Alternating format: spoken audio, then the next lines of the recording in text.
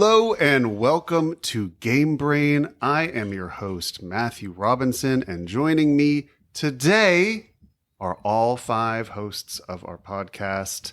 Let's go around the table and introduce ourselves. We're going to introduce ourselves, and then we're going to tell you a little bit of what happened already today for us. But first, let's just start with introducing ourselves. I am Matthew Robinson. To my left is... Paul Satachet, everyone. Hi, this is Trey. Hey, it's Tom. Hey, it's Jordan. And this is Ben.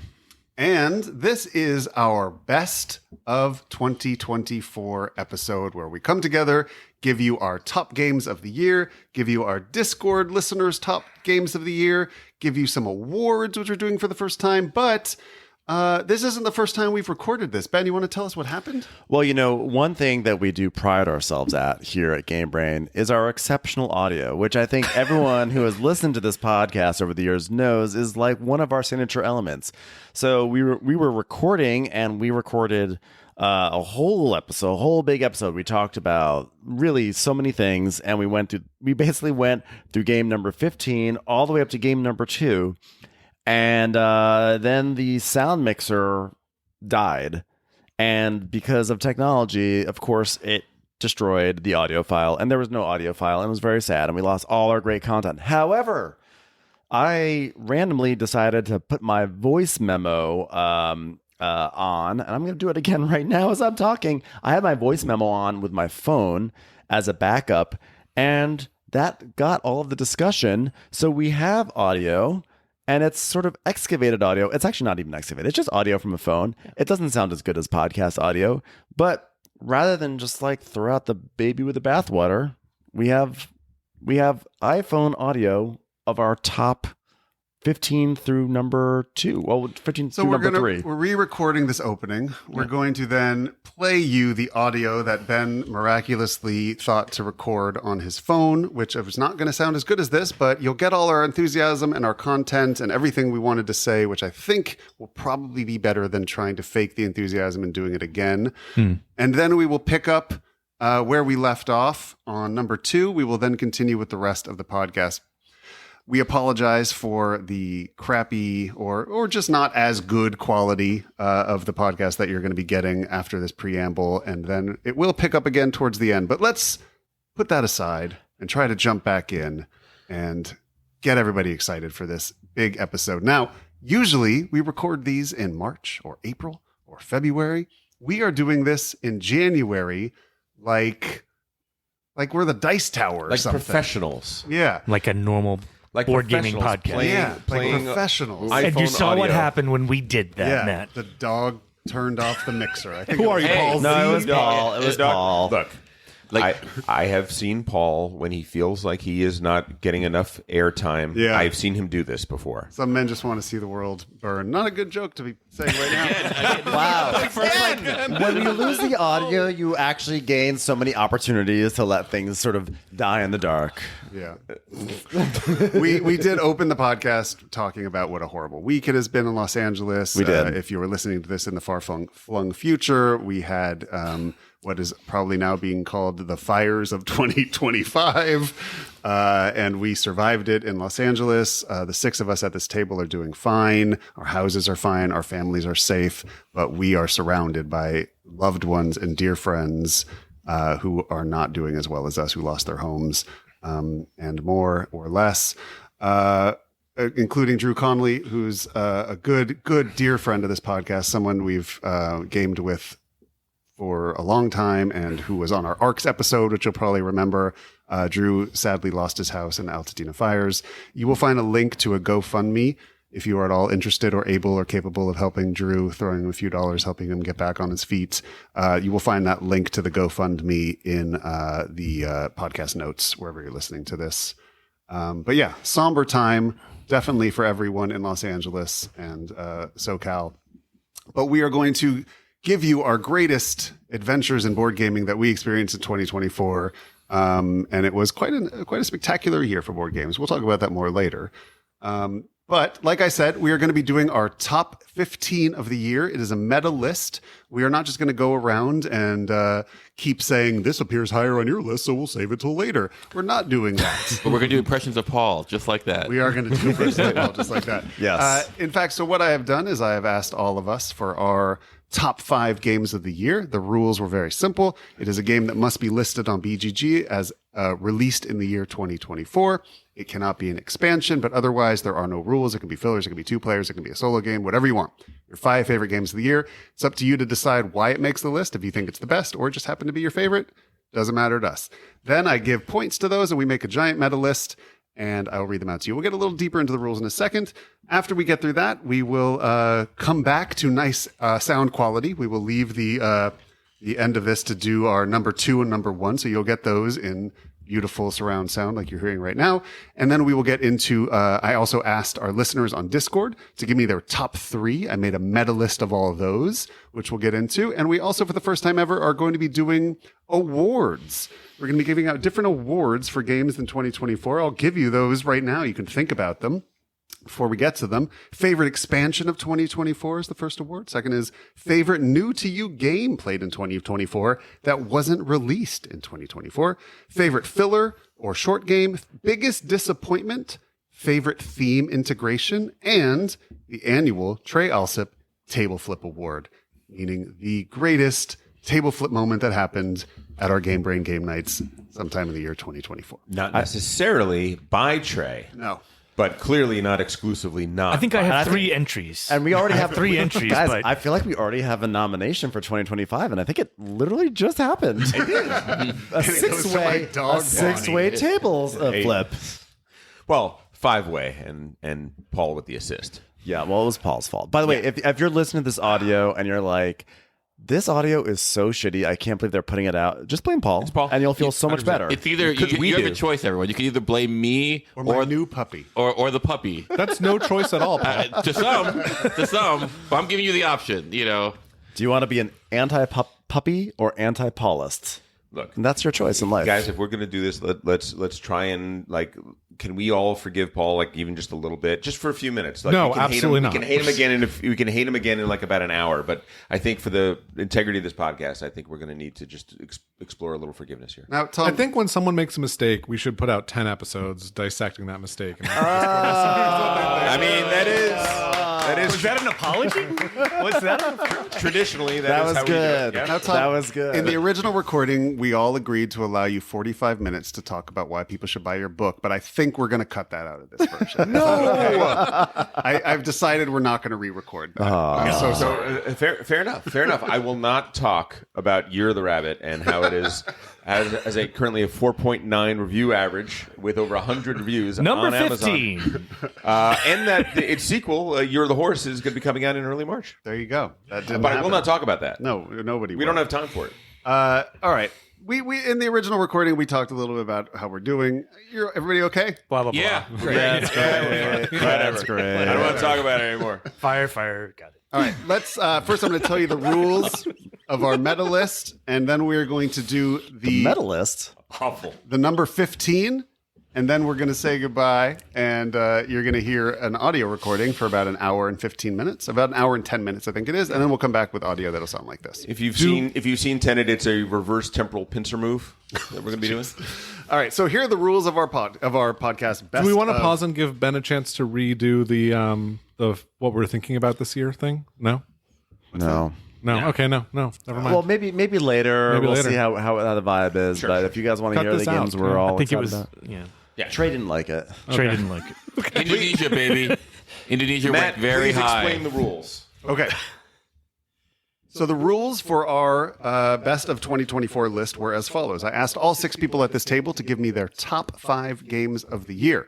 Then I ranked those by points. So your number 1 game was worth 5 points. Your number 2 was worth 4. Your number 5 was worth 1. You can figure that out. What was the number 4 worth? That was also 2. Okay. That was 2. So then I added all those up and ranked them. If there were ties, as you will see there often were, those ties were broken by the amount of times the game appeared on different people's lists. If there was still a tie, which there was a couple times, that was broken by highest rankings. So if it was a tie at 7 points, if one person had it at number 1 and one person had it at number 2, the one that somebody liked more is going to rank higher. And that is how we did the list. Everybody got that? And if there was still a tie, then the tie break went to whoever could lip sync to Cyndi Lauper the best. That's right. Unfortunately, that didn't happen, so we didn't have to do that. Didn't stop Paul from doing it, but I not in a tried tie again break. and again and time after time. Our number 15 was the same as number 14, number 13. It was in a 3-way tie. There were 3 games that tied for 13th, 14th, and 15th. They had a true tie. Black Forest was Tom's number 5 game. It was worth 1 point. These are in non-order, the next 3 games you'll hear, but the first one in alphabetical order is Black Forest at number 13 to 15. Tom, tell us about Black Forest. Be happy to. It's an Uwe Rosenberg game, first of all. As we know from season 1, you and I got into quite the debate as to the best designer, and Uwe was clearly the winner. This is a game that is essentially taking off of his game Glass Road. Glass Road is a fantastic game by Uwe Rosenberg. The thing about it is, though, is that it's in that medium spot. It takes an hour, hour and a half. It's not quite the long length of his games. It's not quite the short length of his short games. It's kind of a tweener. This takes all of the great stuff of that and adds... Well, it subtracts a few things, but it adds other things. It adds a worker placement / movement mechanic that I found very interesting. I thought it was really cool, and basically took everything that was good about Glass Road and expanded it, made it a deeper, more meaningful game because it took out the simultaneous action selection mechanism, which is cool. I like it occasionally, but it is a mechanism that is a little less strategic and a little more second guess the other person, bluff, and there's a lot of that going on in that mechanism. Whereas the worker placement, especially worker travel mechanism, is a really interesting one. I apologize for the dog. I think the dog. I think by this the point dog we're cutting agrees. we're cutting into the audio. No, We're we'll like- finish we're gonna number do all 15. of Okay, listeners, you can have crystal clear audio with a dog coughing, or bad audio with a dog being chill. Which do you? Or you can blame me again. It's Paul. Paul is It was making actually- that noise. Paul, stop recovering. making that noise. It turns out they're going to get both. the mere fact that Paul doesn't like what he's hearing, he's just making these awful noises. Bonnie, what do you think about Black 2025 Forest? is wild. I agree with you, Tom. I liked Black Forest quite a bit. I only played it, I think, once or maybe twice this year. I'm looking forward to playing it more. I enjoyed it very much. I love Glass Road. I love Uwe. It just needs more plays, and it just didn't ring my bell as much as some of the other games on the list coming up. Fair enough. But I'm glad that Black Forest made its presence known in 2024, thanks to you. Yep. We are now going to leave you as we join in with our number 14 with people who sound like they're talking into a phone. We'll be back in about an hour and 10 minutes with our number 2 and number 1. Beautiful audio. My voice. All right, let's move on to somewhere in the 13, 14, or 15 range. Next is Let's Go to Japan. This was Trey's number 5. Got 1 point on our list. Go ahead, Trey. Yeah, I did. I love this game. I could see this game as a game that I break out like once a year. Sure. I can play this with my family, like holidays. And I do think like it has really unique mechanism of like planning this trip that I haven't seen before. Am I going to play this game 40 times? No. But like once a year as a kind of like refresher, it does what it is supposed to do. And it seems like it's a really nice combination of a fairly light on the light to medium scale game that plays real quick. Mm-hmm. I agreed with what you said in last week. It's like, do not play this game back to back. Yeah. It's more of like a, let's break it out. Let's play it. We're probably going to play something else the same night. And don't play it back to back only because like it's really fun when at the end of the game you go through your itinerary and say everything you're going to do, and like the way the car when that happens, you have these sort of funny juxtapositions of activities on your itinerary, so everyone's chuckling, and so you think to yourself, let's do it again. But then the second time you do it in the same night, somehow it like isn't as funny. So like just let it be funny that one time. Well, it's right. The energy up for like narrating the whole thing. Yeah. I mean, here's my standard disclaimer. This is like when I'm viewing these games, I'm really not trying to decide like which is the best design. My metric is how much do I want to play this game, and I can see wanting to play this game once or twice a year with certain audiences, and so it could really stick around for a long time. Yeah, sure. Absolutely. In the last tied position of 13, 14, 15th on our list is Men Effer. Paul listed this as number 5. Go ahead. Oh, I'm so glad well, first, I'm so glad that you're representing it. Well, I want like, was this on your list? It was my number 6. Like, so no honorable mentions. So yes, Men Effort. First of all, this is probably Designed by Germaine P. Million. Artist is Laura Bevan. Yeah, there you go. Let's see. This is the first actually Egyptian themed game that I enjoyed. Wow. I can't think of another one. Yes, I'm thinking of Ra. Yes, I'm thinking, of all the. You've never enjoyed Raw? I don't like Ra. Same, actually. Hot take, yeah. That Hot is a take. very, very, very I am hot take. raw That is adverse. spicy. Disqualified. Shocking. I think we I had am 2 raw. casualties here. Man, Paul and I are apparently very well aligned with Egyptian You're off themed the games. island. I think You liked Unk. Ugh. Oh, What about Tekenyu? No Tekenyu? no, you can't. You liked What Unk. about Kemet? You liked. That sounds like an insult. You liked. You liked Kemet, actually. Like, there's a difference between maybe like okay. Camel up. What about the Egyptian map on Concordia? Okay, so I might step that back. You also love the Bengals. I do love the Yeah. band. Yeah. And then what? Only the way they walk. Only the way they walk. That's right. No, I think I'm so stupid. I thought Suzanne Hoffs is Egyptian. Paul, denial isn't just a river in Egypt. not just the river. Like the game is very. I remember like watching this, like being taught this game, and I was like, oh, there's so much stuff, and in the end, like after its first round, it really focuses in a way that like, oh, this is actually quite simple. I think. I think so. Basically, there are 3 things you can do, and you do them 3 times. So 9 things, and in these things, you are building pyramids, you are laying out sphinxes, you are Egyptian shit. yeah, it's just- Classic. And Classic so- Egyptian shit. in that way, I wound up like responding to its elegance. It just kind of converged in a way that I really like. Yeah. So it's the same designer as Batoku. I did not really love Batoku. I did not like that either. And like I saw what Batoku was trying to do, and there were things I liked about Batoku. But I bought this game because Elder loved it, and I saw it in the store, and Cult of the New attacked, and Scarcity attacked, and I was like, I'm gonna get it. And then I was like, oh gosh, I'm looking at it. It looks like just a big dry Egyptian Euro game. And I was like a tea game. You looked like one of the T games, sort of soulless. And I was actually so impressed with how tense it was. That first game that we played, Paul and I played that first game, and I was on the edge of my seat the entire game. I thought it was really, really fun. In many ways, it is that dry Euro game. Do this thing, combo with this thing over there. There's a flip of a tile. Do you want the tile? Someone takes it. You do a lot of groaning. People do things before you, and you get mad. But I just felt like it was a very, very tight end. I could not believe how much I enjoyed this game.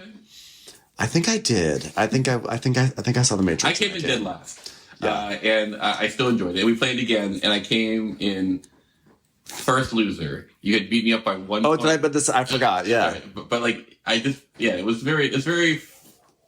I like how the elegance of how it came together. The sum is greater than the parts. That's exactly what it is. I think that's what if you put these pieces together and I go like, oh, I don't know what it's going to be. I don't know if it's going to be really transcend, but playing it sitting, I was like, oh, this is actually, it feels good. Yeah.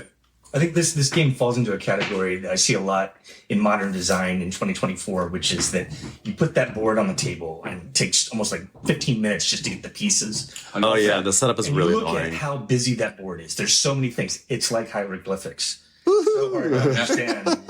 But you have to have faith that with the teach, it will make sense. Yeah. At a certain point, and it did.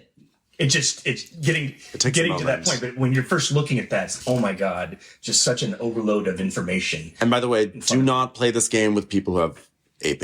I'm just gonna say that right now. You will have a bad. You will risk having a bad time.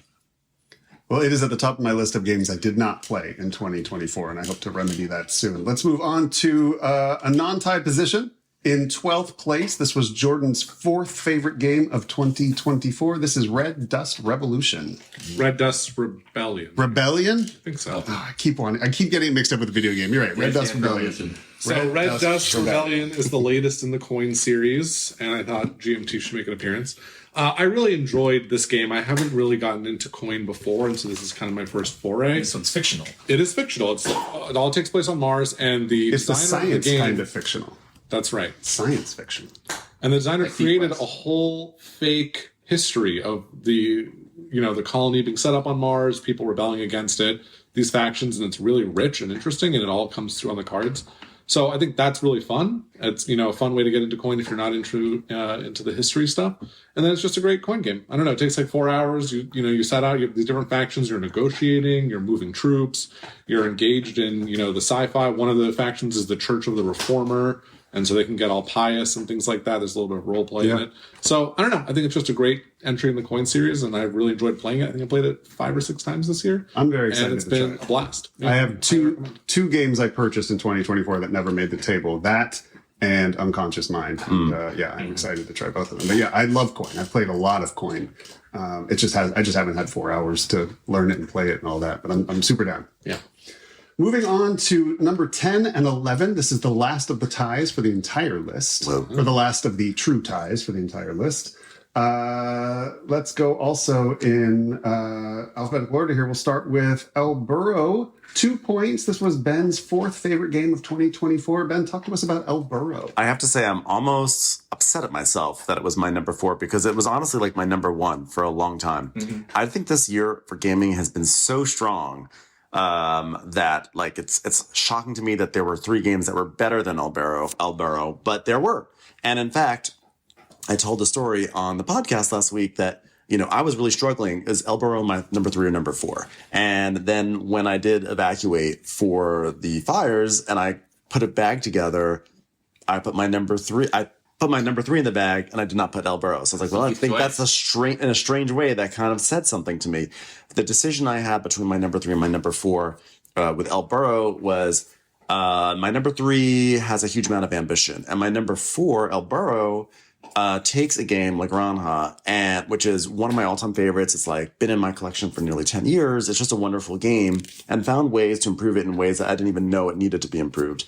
And I have just so much admiration for the design. I think it's just an incredibly fun game. I also think it's a game that went completely under the radar this year.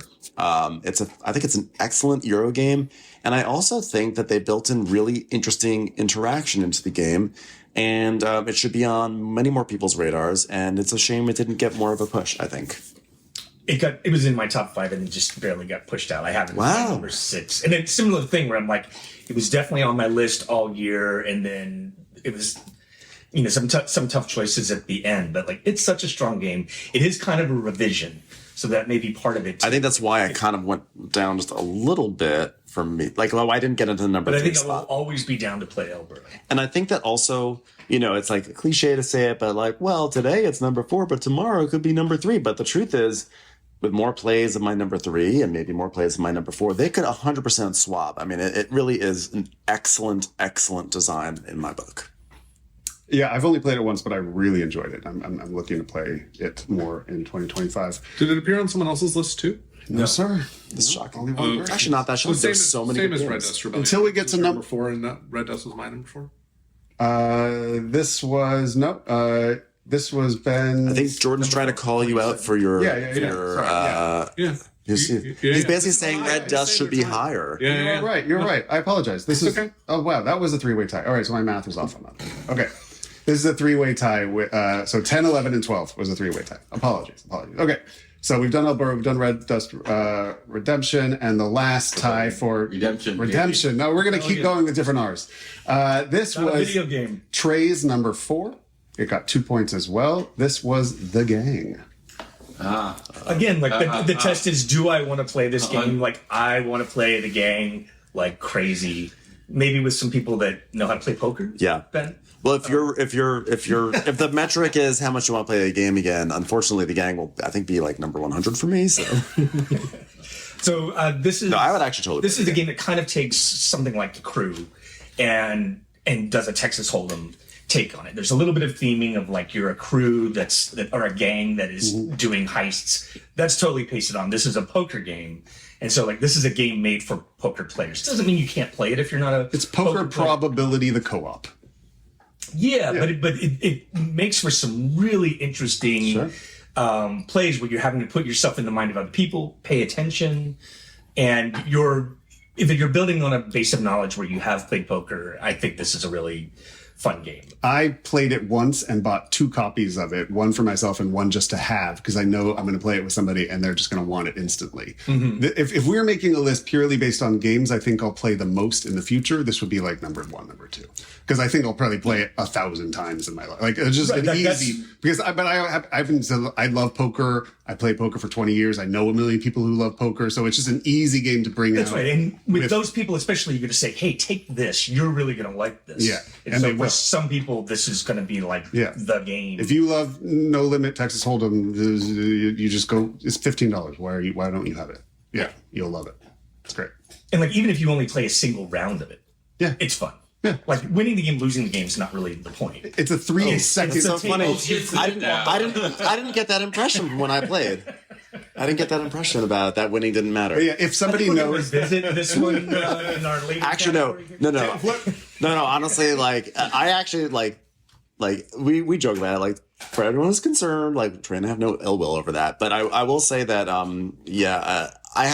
I feel like I read somewhere, I don't know if it was on our Discord or on BGG, but like some people have encountered the same issue where like if you don't have huge amounts of experience with poker, or you just sort of have like a sort of rudimentary poker experience and you play with people who know more about poker, that you can like there's been some like unpleasant friction. Yeah. Yeah, not surprising. Yeah.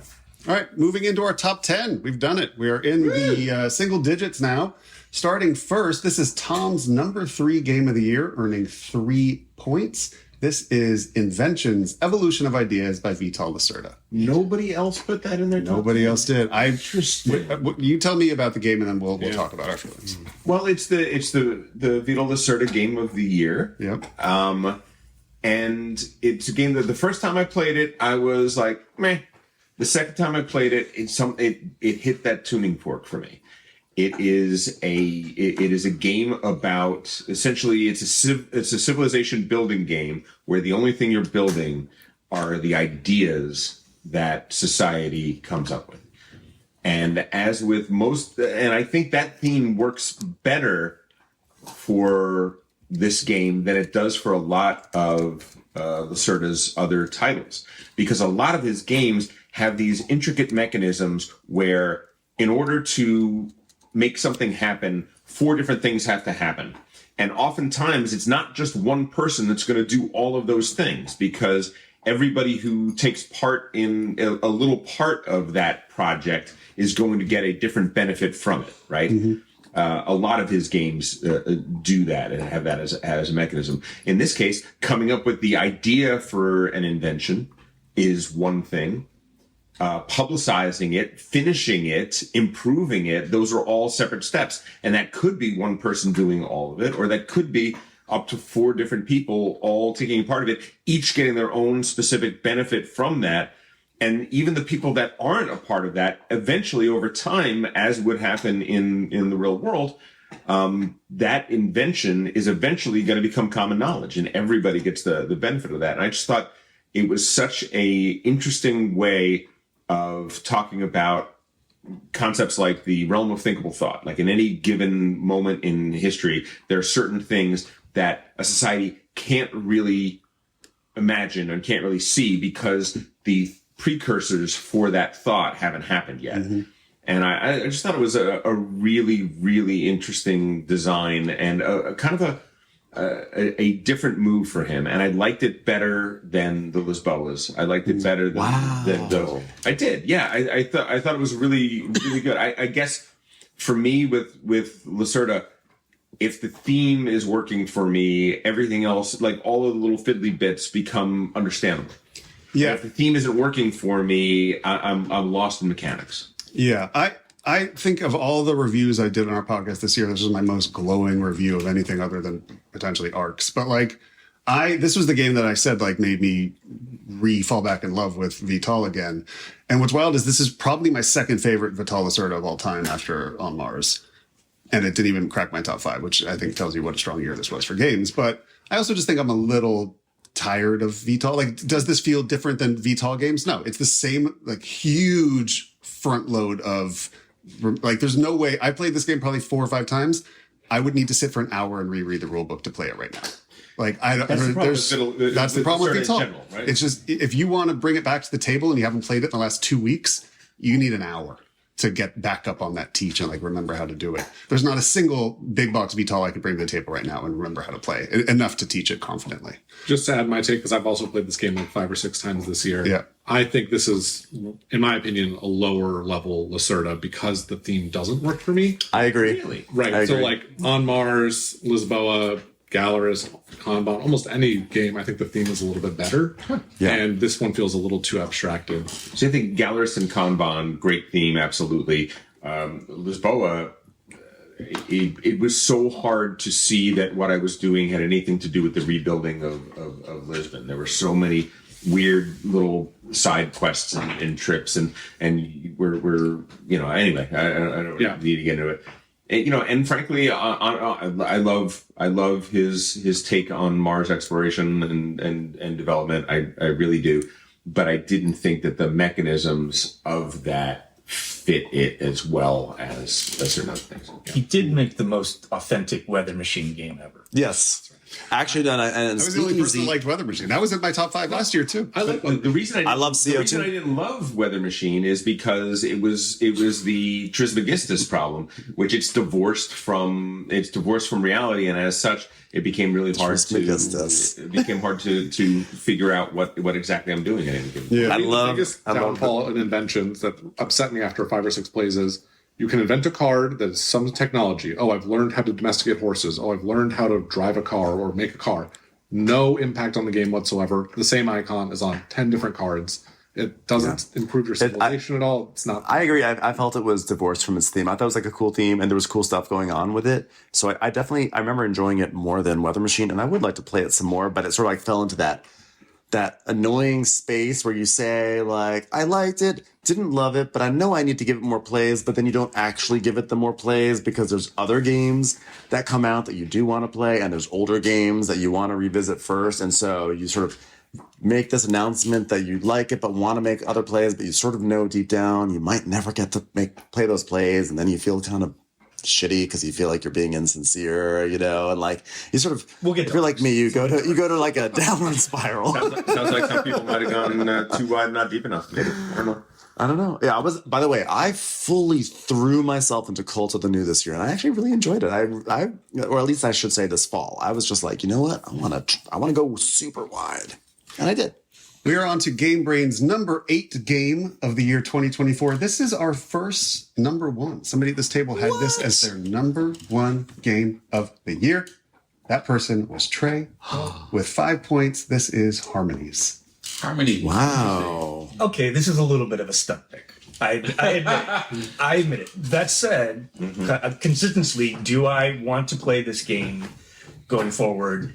Yes, absolutely. I think there's a lot of depth here, but it's also like the audience for this game is gigantic. Like, I think it appeals to, serious board gamers like ourselves, but you can kind of play this game with everyone. And when you look at games like Sagrada or Cascadia, I'd rather play this, and because it's going to be quicker and more pleasurable for me. I love the theme. I love the way my kind of like Agricola, like what you end up with as your little habitat with all of the creatures on it at the end, I found deeply satisfying. Yeah. And so is it a masterpiece? Kind of, because it's so elegant. It knows what it's supposed to be. It's simple. It doesn't have so many moving parts. It's incredibly easy to teach. So it's kind of perfect in my mind. I agree with you 100%. This would probably be my number 6 of the year. This is my favorite tile laying game of all time. This is my favorite filler of all time. Wow. And this is a game that also, if we were doing lists of games I know I'll be playing in the future, this would be one or number two, right? Because this is a game I would play with anybody. It takes 30 minutes. It's exactly what my brain wants out of this type of a puzzle game. It is multiplayer solitaire, but it has enough interaction where it's enjoyable. But for the most part, you are sitting and doing your puzzle, and my brain loves this puzzle. Personally, this to me is maybe the only game on our list that I think every board gamer should own.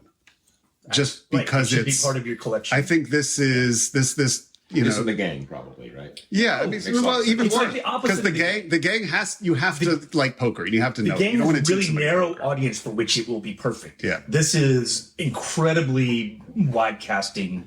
So many, the entire board gaming population should enjoy Harmony. I mean, does anybody actually not like it here? I've never played it, so Yeah. I missed I it. never played it. I like it. I mean, I liked it even though Jordan destroyed us in our first game, which Yeah. usually like ruins a game for me immediately. To me, That's this why you don't like so many games, right? It's every Oh, It's kind of true. this sets fire to Carcassonne, and this just about utterly Turtle? fires it. okay. Tiger City Freddy's. Do you though, think we could try a different That's a very different game. Tyler, though. It's not Tom, I hear you. I hear you, Tom. Thank you. I hear you, Tom. Could we try a different metaphor at this particular time? For what? Then this game sets fire Yeah, to sure. the land of I said Carcassonne. fired, not. Did I say something? Whatever. You said sets fire to Carcassonne. I mean, your fired triggers me as well. Yeah, absolutely. I all I'm saying is I adore this game. It's if you want to try it, it's on BGA and the implementation's great. It's a So maybe a little bit of a stunt pick is at number one, but I also think like 5 years You're not from wrong. now, people are gonna Gotta follow your heart, Trey. Harmonies, Follow your and heart. they're gonna be playing it. And You're there's not like a meta compilation of all the board game reviewers' top picks of the year, and Harmonies is number one as aggregated Yeah. against all of them. Okay. absolutely. Can we talk about No, how and- disingenuous the pick was, though? It's really not. No, it's great. I want to play it. I I'll agree. play it right now. I would. I'd be high on my list of things I'd be excited to play. Number 7. This is a two-way tie. Two people chose this at the same position. Jordan and I both put this as our number 3. We're the only two people who put this on, and this shares a lot in terms of how I feel about harmonies. This is at number 7, Cascadero. Jordan, do you want to talk about Cascadero? Yeah. Cascadero is the latest Reiner Knizia tile laying game, and it is sort of in the lower line, the simpler line. So along with Blue Lagoon would be a good comparison point if you played that. Basically, on your turn, you put one little horse on a board, and you're trying to create groups of horses connecting different colors of cities to go up these tracks and score points. It's a very fun game. There's a lot of different avenues of play, partly because of the rule that says you have to get to the top of one particular color of track in order to win. So you can try and race up that track and end the game, or you can try to make your way slowly up that track and gather enough points, assuming everyone will make it to the top. So there's different lines of play. There's different modes of play. The map has 2 sides. So there's a ton of variability in the game, even though there is very little setup variability. And it's just a delight. I don't know. There's something so fun and pleasurable about being able to put your horse anywhere on this board, this giant hex map, and thinking about where other people are going to play, which of these cities am I going to try and connect? I don't know. There's something so pleasurable about it to me. I just love it. I agree completely with what you said. And in fact, I feel almost exactly the same way about this that I do about Harmonies, but they're very different games. I'm not saying I'm a Reiner Knizia expert. I think I've played all of his big games a handful of times, maybe not enough. This is my favorite Reiner Knizia game, hands down, not even close. Wow. Not even close. And I love Tigers Euphrates. I love Raw. I love, what is his filler game that we used to play a lot? Not For Sale, Art? but it's like that. Modern Something like that. High Society. High Society. I love those games. Cascadero is just got me more than any of his games ever had. I've thought about it constantly right after I played it. I've wanted to play it 1,000 times. To me, this is an instant classic. I just think it's a masterpiece design. I just think it's so fun. I have a question. This is a little bit of an offshoot. Has anyone ever played Road to El Dorado? Because I've never played it, and people say it is awesome. Yes. The deck building race Yeah. game. Yeah, it's really fun. That's a great game. Yeah, You should play that, guys. Yeah, You should yeah. find it and play it. And you can, I think there's 2 different sets you could even play with. Knizia? Anyway, yeah, it is Knizia. Knizia. Yeah. I think Cascadero is an all-time classic, just like you say. We'll be pulling it out for years and years and years to come. There are lists I put higher on. There are games I put higher on my list that I don't think are all-time classics, but they're just games that just rocked my world this year. To me, this and Harmonies are just those are just foundational games you need to have in your Yeah. collection. I love Raw. It's been out for 25 years. We'll be playing this one in 25 years too. I think this was a really good game. Interesting, because I bounced on it. I see it. It's goodness, and I was like, oh, I see how everything you just described. I go like, oh, I actually see that. And at the same time, for some reason, I couldn't engage. Try it again. Maybe it'll click. I played it. Oh, you played it a Is bunch? it that you're an engineer? Because Kenichi is a mathematician, right? First and foremost, and sometimes the math of his games can be like very, very evident, and that can pull Maybe occasionally it's pulled me away. I'm actually a little confused at my reaction. I go like, oh, all this thing should work, and it just didn't resonate with me. Have you played on both sides of the board? Have you played with the farmers? I have. Have you tried stop being a jerk? Yeah. Have you tried being Have you tried being like open to art? Like, I'm getting a lot of notes right now, guys. I will say one thing that I really liked this one. I think I have it as my number 13 of the year, but it was what I like about it is that it has really simple rules, but a really big, deep decision space. Shockingly, in only like 45 minutes to an hour, which is nice because, a lot of times like those 1 hour games are tricky because if you play a 1 hour game, a lot of times you then don't have enough time to play a big game. So then you need another 1 hour game, or you're going to rack it up and do it again. So I think it has a lot of functionality in terms of just assembling a game night. But I only played it once or twice. I really, really enjoyed it.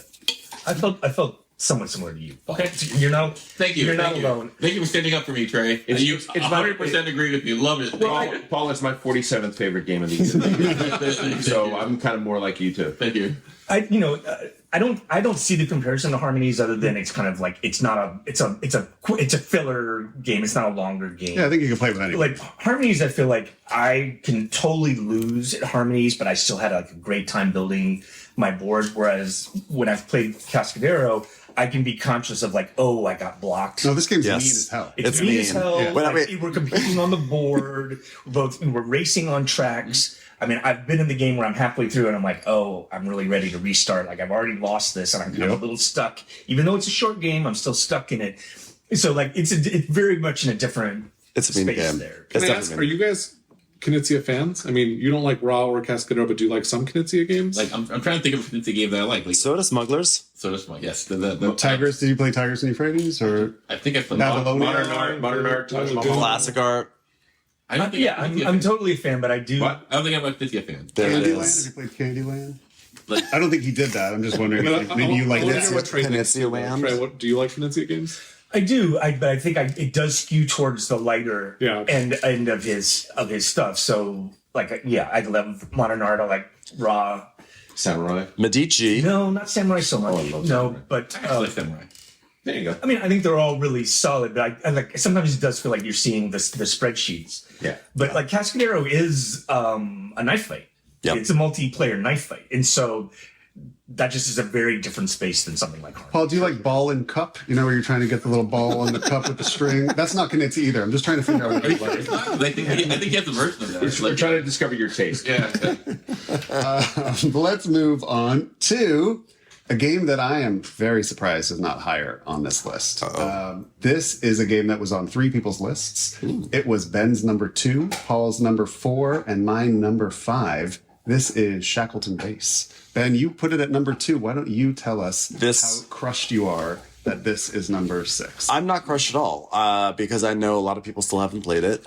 And It has not gotten a release in the US, and it is not getting one until frickin' August. yeah, I also know that I could have gotten it up a little bit higher because it was like a nuance away from being my number 1. Like Let me just give the stats because it is an unknown game for the most part. Shackleton Base, A Journey to the Moon. This is designed by Fabio Lopiano and Nestor Mangoni. Artist David Sitba.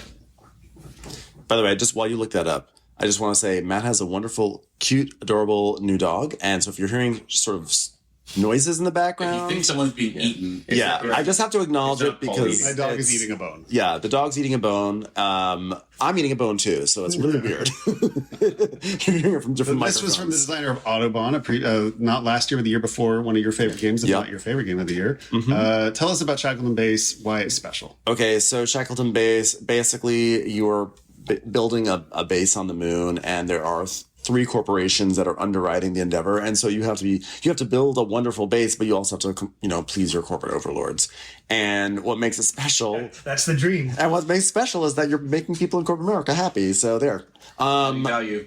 No, Streaming. it's very similar to another game that was came out this year as a re-implementation, Santa Maria or Salt Fjord, wherein you have this tension of like you want to build things onto the map, but you also want to activate things on the map. And so if you activate early, you're guaranteeing that you get to activate this region, but you may not have as beautiful an activation as you would if you develop that region and add more buildings to it. But if you add a lot of buildings to that region, someone else may activate it instead. That's like one of many wonderful tensions in the game. But what's really, I think, even more special is that the three corporations are kind of modular, and every game you're going to play with three different corporations, and they really interact with the board in really fascinating and interesting ways. I think this game is exceptional. Like, I really, really, really, it was almost my number one. And it came down to that evacuation again. It was like, it came down to the first game that I grabbed, and that became my number one game. But I think that this game has a lot of variability, and I see it having a lot of expandability with new corporations coming in.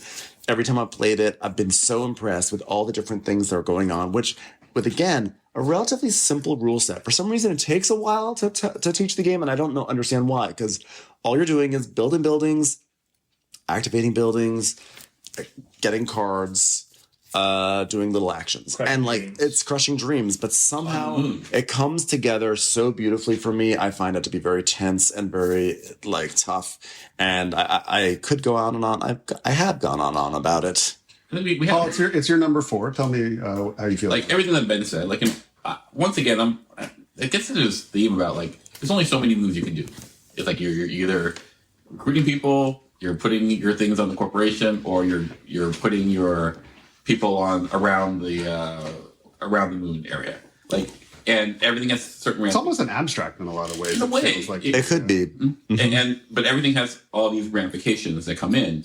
So, like, there is this getting, for me at least, like, oh, I need this dominant space because this is going to help me with my area control, but I'm also trying to see what Ben is doing or Trey is doing because that's going to inform, like, the things that I, choose.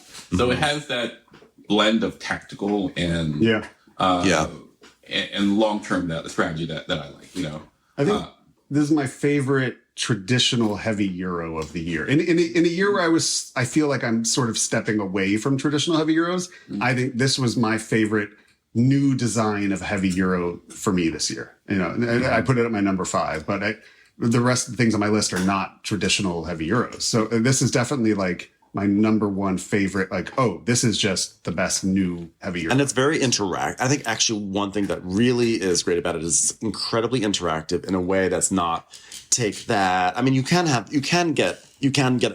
be cutthroat. People can take the spot that you want, but like you're constantly thinking about, okay, what are the odds that if I do this instead that spot will still be available? What does Jordan need right now? What does Matt need? Who's going for this? Where is the energy on the moon? So there's a lot of stuff going on. It also reminds me of Brussels 1893 in that when you take an action in that game on one side of the board, you're thinking, okay, I need this action, but also I'm bidding for this power at the end of the round, and I'm also concerned about an area control element. So I love when a Euro game sort of layers 3 different decisions into one action. Yeah. And Stacking. I think, Tom, you will actually really love Shackles and Base. This I think would have been your number 1. It is my number 1 game that I have not played. Yeah, you'll adore it. It's exceptional. Well, it has something in common with another game that we may or may not be speaking of further down on our lists, in that there is a variable setup that is based on, that is drastically changes the game depending on the random setup that happens in the beginning.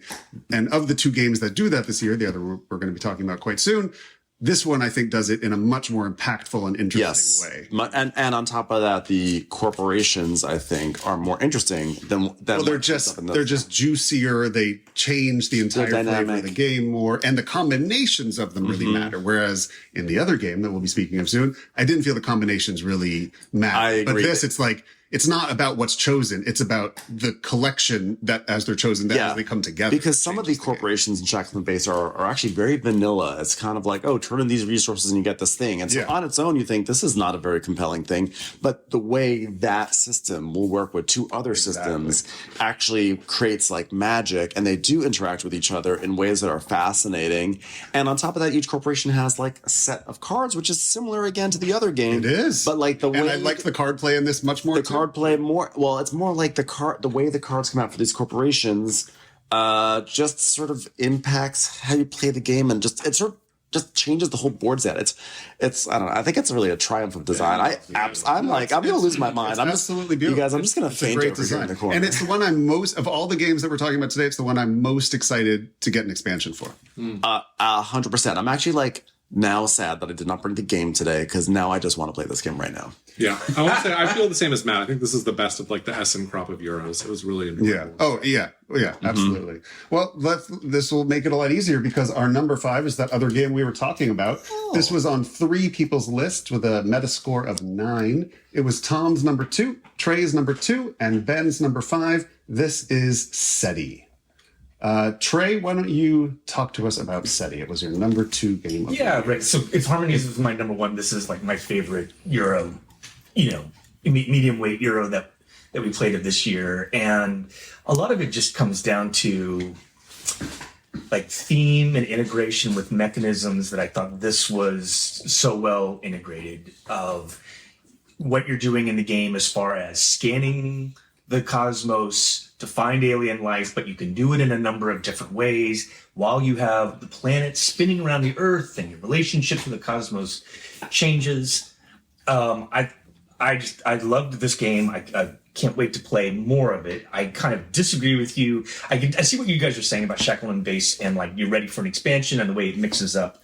And I think what you're referencing there, now that we can talk about it, is that you're going to uncover 2 different alien races, and that's a part of the initial setup, but that you don't know what it is until you actually discover them. And then so every game plays differently. And I think currently there's like 5 alien races. Is that right? There are 5, and you have. And so, like, that's an obvious expansion right there. Yeah, and you're right that Shackleton, the combination of the corporations might end up being richer than the combination of aliens. We'll see. As it comes out. I think that's probably fair. I thought the card play here is going to feel really familiar and maybe even more streamlined than like an Ark Nova or a Terraforming Mars. It has multi-use cards, which is not something that card play is really fun in a lot of different ways. I can't wait to like try playing this game in different ways. I feel like I'm ready for somebody who has 20 plays to write a strategy article to kind of point out to me the ways that I'm not at all playing this game correctly, because it's not quite like a Civolution where there's so many different levers to pull, but there's a lot of different. There's only like 3 levers to pull actually, which is what's actually really impressive about it. You're either going to scan, you're going to analyze, or you're going to move your probe around. Yeah. But I felt like the card play in that game always felt empowering and presented opportunities that maybe some other games didn't. And so I loved it. I tend to like the games, like Zolkin, that have some beautiful central mechanism here. And so the solar system spinning around in the game kind of did that for me as well too here. So Tom, you're number 2. Talk to us. Yeah. So the 2 aspects of the game that kind of blew my mind were the solar system and the way it operates. And beautiful board. Gorgeous board. Prettiest board of the year. Gorgeous board. That my most beautiful map of all time, you have a framed poster of it as well. High Frontier? Yes. Oh, yeah. High Frontier, which is the most insane space map you've ever seen. Yeah, I thought you were going to say neoprene Asian map tigers. Which was a solar system. No, it doesn't look like a game. No, but it's stunning to look at, and it isn't really a game. Maybe. I still love it. No, it's good.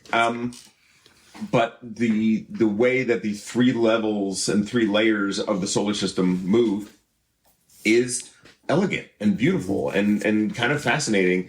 And the fact that you can look around at what everyone has to do and have a really strong idea of when this solar system is going to move and position yourself to benefit from when these things move to some degree and never quite sure exactly if it's going to line up is fantastic, absolutely fantastic. But the alien reveal moment in the game for me is the differentiator. That's something. There's a lot of games where you will get 2 secret conditions or 4 secret conditions, and halfway through the game you have to choose 1 or 2 of them that are going to be, in Troy, for instance. The secret condition you have, everybody can score that. Sure. And so part of the game is figuring out what everybody is going for and what they're doing.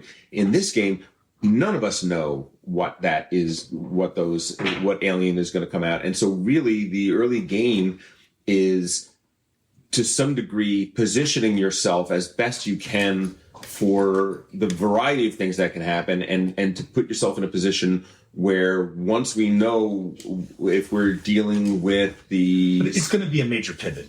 Yeah, 100%. Yeah. But you can either gamble and guess, which is there's no way to guess really. But really what you're trying to do is you're trying to put yourself in a position where you're ready to strike, where you're ready to launch out.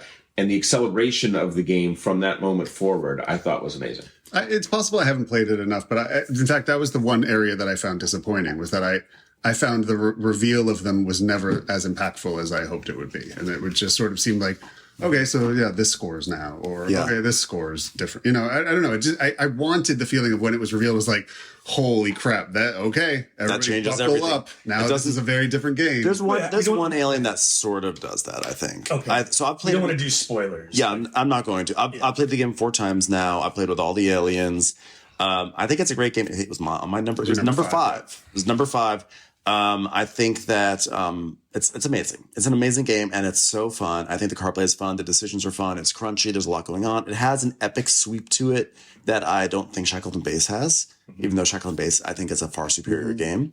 But it has kind of this feeling like you're sitting down for this like journey. I think where it like kind of dropped down to number 5 as opposed to higher is because the aliens are interesting, but they are just sort of like scoring conditions in many ways. One of them is a little different. One of them changes it up, I think. They all do different things, but like you could just spend the whole game just focusing on one alien and you'll be fine. You don't have to deal with the other one. And sometimes like you're doing lots of really, really fun stuff, sort of in purpose of kind of like, it's like a giant Plinko machine. And like, you just kind of ultimately want to be able to put your probe or a thing on a spot I put my thing there and now I got 9 points. So like, that sounds like I'm really down on the game. I think it's a great, great, great design and I love it. But it's just some of those subtle things that kept it from being a little bit higher on my list. Yeah, it'd probably be my number 7 or something. I really like it. But yeah. I also would be very curious after you play Shackleton if you feel like it's, I think, trash. Yeah. Well, you know what? There's room with expansions to make some more interesting aliens too. And or to combine both games maybe and make one super game. That would be great. You can go to Mars and you can work on the base there, but then you can also help find the aliens. I think SETI is a pretty complex game, and so I think the choice of the first 5 aliens in the game are all, if people are playing this well and competitively, it's going to be kind of knife edge, and so it's got to be scoring to some degree. It's got to be scoring based to some degree, and certain people are going to be better set up for this alien race versus that alien race, and make that. And the aliens are fun. I agree they're fun. Like, don't get me wrong, they're fun. But they're not really, they're just more like, okay, this is one path you can go down to find your points for the game, or this is another path. And so it's not quite as dynamic, and it's not fair to compare it to Shackleton Base, but we sort of see it being done so well there. I'll put it this way. Like right now, when the aliens are revealed, it tells you of all of the things that you've been doing and all of the things that you can do, these are the ones that are going to bear the most fruit. Go for it, and who can get there first, who can do those things the best. Whereas I think what you and I totally agree would love is when the aliens reveal, it's like, okay, the game has just changed. The essential way you're even playing this game is now different because of this contact. And I understand why these were the the aliens we start with, because you also don't want people playing a game and say, oh, well, everything I was just working towards now goes out the window. Yeah, in fact, the thing that I may want about it may also be the thing that would absolutely break the game and make it garbage too. Yeah. So I will say the designer of this, Tomas Holek, is relatively an unknown designer. I think maybe the most impressive sort of design to come out of 4 games this year. He did 3. Yeah, but like pretty much an unknown designer until this year. And so that's I think worth noting how impressive that is. I have not played Galilei yet, Or but I read the rule book for it, and I can't wait to play that game. Yeah, too. sort of definitely like, hello, Tomas, welcome to board games. Some people say T-Guard's the best of the 3. I think it's like the lightest one, but some people say that's the best one. Anyway, that was SETI at number 5. We are now moving into our top 4. Paul, give us the air horn. Too loud. But waking everybody. Hey, Paul, what did you think about SETI, by the way? Oh, I think that, like, from where I stand, like, and watching the rockets go by, because I've missed the bus again and again and again. I'm sorry, the shuttle again and again. Like, I'm searching for intelligent life on Earth. Actually. Good luck with that. Good luck with that. Number 4 is a game that was on 2 people's lists. Can I just number pause for a second? Go ahead. It would be amazing if in the expansion, in SETI, the expansion for SETI, one of the Predator. alien races that's discovered are body snatchers, and they're right here. Yeah, that'd be cool. That'd be pretty awesome. I'm into it. Yeah, actually. Or just, I want the Predator expansion maybe, and you just Do everything. kills the other It's aliens. like you play this game and you immediately you can envision an expansion where they just introduce a bunch more races that can be more radical. And listen, I respect very much that the origin story for the 5 alien races are all like legit. Mm-hmm. Like Proxima Centauri, so everything you're doing is delayed because of that. The Amuna, I can't pronounce it. That rocket ship looking asteroid that blasted through our solar system a few years back. They did some good work. And by the way, I just want to say for both SETI and for Shackleton Base, both really show how modularity works really well in a game. And I don't know about SETI, but I know with Shackleton Base, there's already fan expansions, fan corporations popping up on BGG. All right, number 4. This game was 2 people's number 1 game of the year. You mean Ben? It's gotta I believe in you. be. Gotta be. Gotta be. 2 people put this at number 1, meaning it has 10 points. This is Railways of the Lost Atlas, Paul and Ben's number 1 game of the year. Paul, why don't you start us out and talk about Railways? I think, when did Railways come out? Maybe May or June. Okay, so I remember we played it, and I go like, oh, this is by far the best game I've played in the year so far, and I don't see anything topping it. And there might have been one that could have topped it, but it was an expansion, so we'll talk about that later. And I, everything has, compared to this for me. I basically, if you've been a fan of the show, like you know that Ben and I and a few of us talk about 18xx's.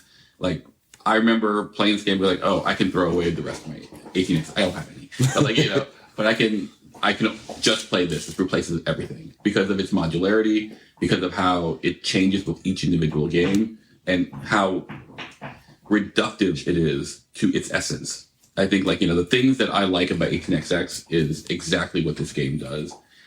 I've never played a game where it felt the same as any other game. I've always found it, I've never been bored in this game.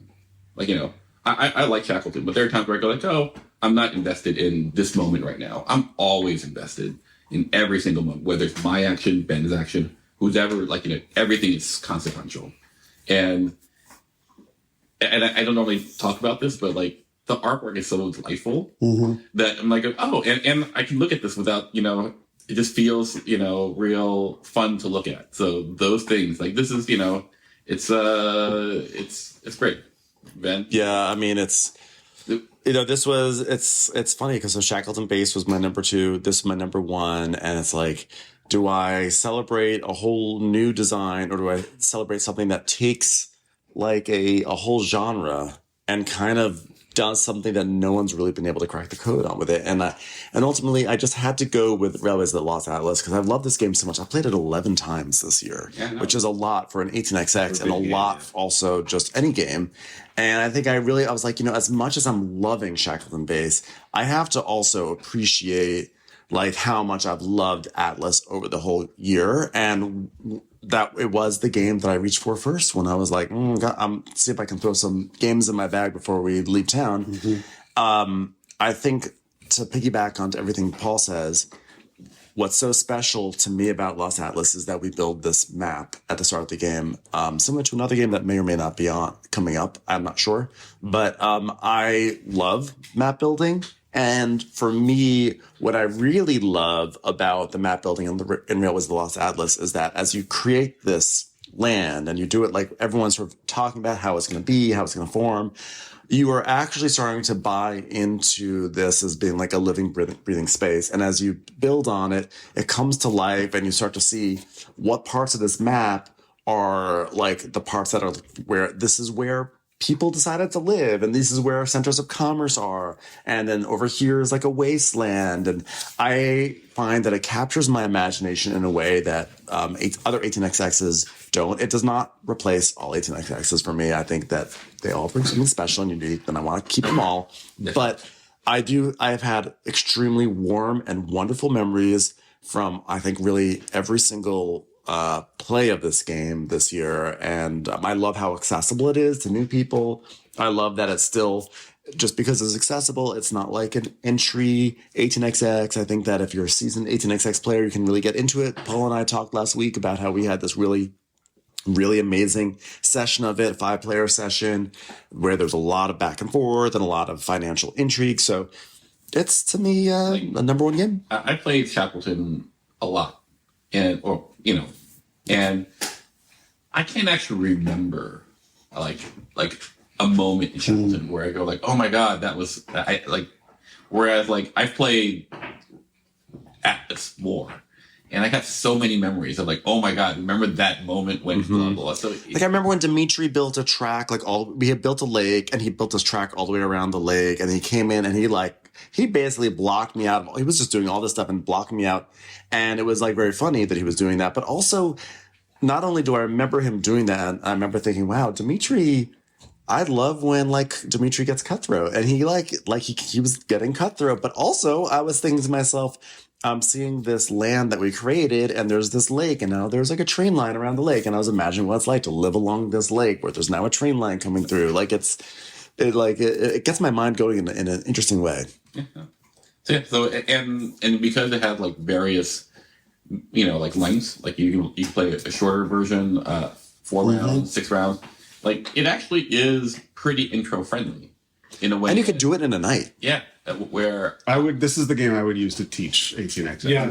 This was my number 6, and the reason that I didn't put it higher is because I didn't get to try it with new players, and I want to see if it works. Because if it does that, and I can bring it to non-18xx players, this game's going to be like one I play a lot more, because it's hard to get 18xx to the table. Yeah, I mean, it's tricky. It's a great game. I feel like it's a really good one for new players, but there's enough kind of funny business in there. There's like mergers, there's variable powers that it could set people you up. have no clue when it comes to designing the map. Yeah. At the beginning. Yeah. That's not a negative. I'm just saying, Right. kind of like the gang, this is a game that's built upon a knowledge base that you already have as 18xx players. Yeah. And you're kind of guessing, and you may be right, that it's going to be new player friendly, but part of the richness and the thing that you appreciate, I think, is the modularity. And that would be a drawback for certain 18xx players would actually say that's one of the drawbacks of this game, which is that like in all other 18xx players with a set map, there's a certain amount of like knowing the map, and over repeated plays, you really get to understand the intricacies of the map. It's a balanced map. These are not balanced maps. And that's the thing. These are not balanced maps. But I think that's where there's fun in the game, is like finding the imbalances, exploiting them, and making the most of it. And the imbalances are okay because it's literally a third of the time of most other 18. And it's a game. And it's not, they don't favor any one player, right? Like all the decisions you're made after the map is creating the built. world. Like, you're not a faction yet. You're not a company yet. We played a game, remember, Paul, the game where I bankrupted out in the second round. That's the thing. But yeah, I was ejected from the game. It was great. Of 18xx, Flopped out of this game that's supposed to be like, good for intro people. New player friendly. But what was so funny is that Paul had a company that was in a really wealthy area, a place with like a lot of upside.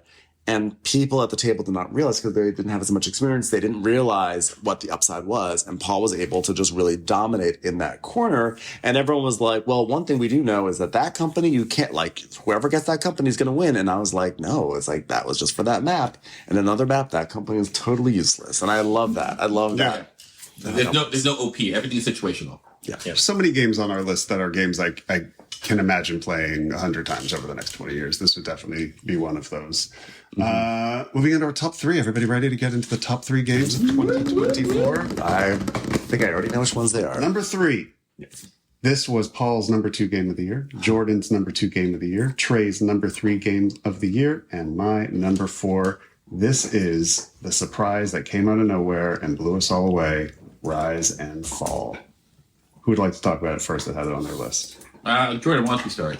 Yeah. Okay. I backed the Kickstarter for this, and this was like my second most anticipated game of the year. So I was delighted that it was so well received by the group and that I enjoyed it so much. But just like Lost Atlas, it's a game where you're going to build a map, and that map is going to change, very much between plays. And then, kind of like in Catan, you're going to put out 3 pieces to start on the map, and that is a hugely important decision. And then you're going to play it. And the way the game works is it's almost like an abstract Civ builder where you have, you'll start with 3 different types of pieces on the map. They'll be moving around, harvesting resources, upgrading to put more pieces on the map, different types of pieces on the map until the game ends. And there's something so delightful about, the presentation of the game. I think this is by far my favorite table presence of the year, best art of the year. It just looks incredible. It's like a whole, terrain in front of you with all these different pieces on it. And then on top of that, it's got this gameplay that feels like you could go so deep and learn so much about how to play this game well, while still having the simplest rules, I think, of any game we've mentioned. I mean, maybe a little more complicated than Harmonies, but not that much. And I don't know. I just think it's masterful. I don't know. Paul, Trey, what do you guys think? Well, one thing maybe we didn't communicate is the wooden pieces of this game create a multi-layered terrain of topography that can get up to almost like 4 or 5 layers high. Yeah. Yeah. So I think I am hard pressed to think of a board game that has, this may be the best table presence game ever in my book. That's subjective, yes. But I think if you were walking past this at a convention, you're stopping and taking a look. And I think the game justifies that too.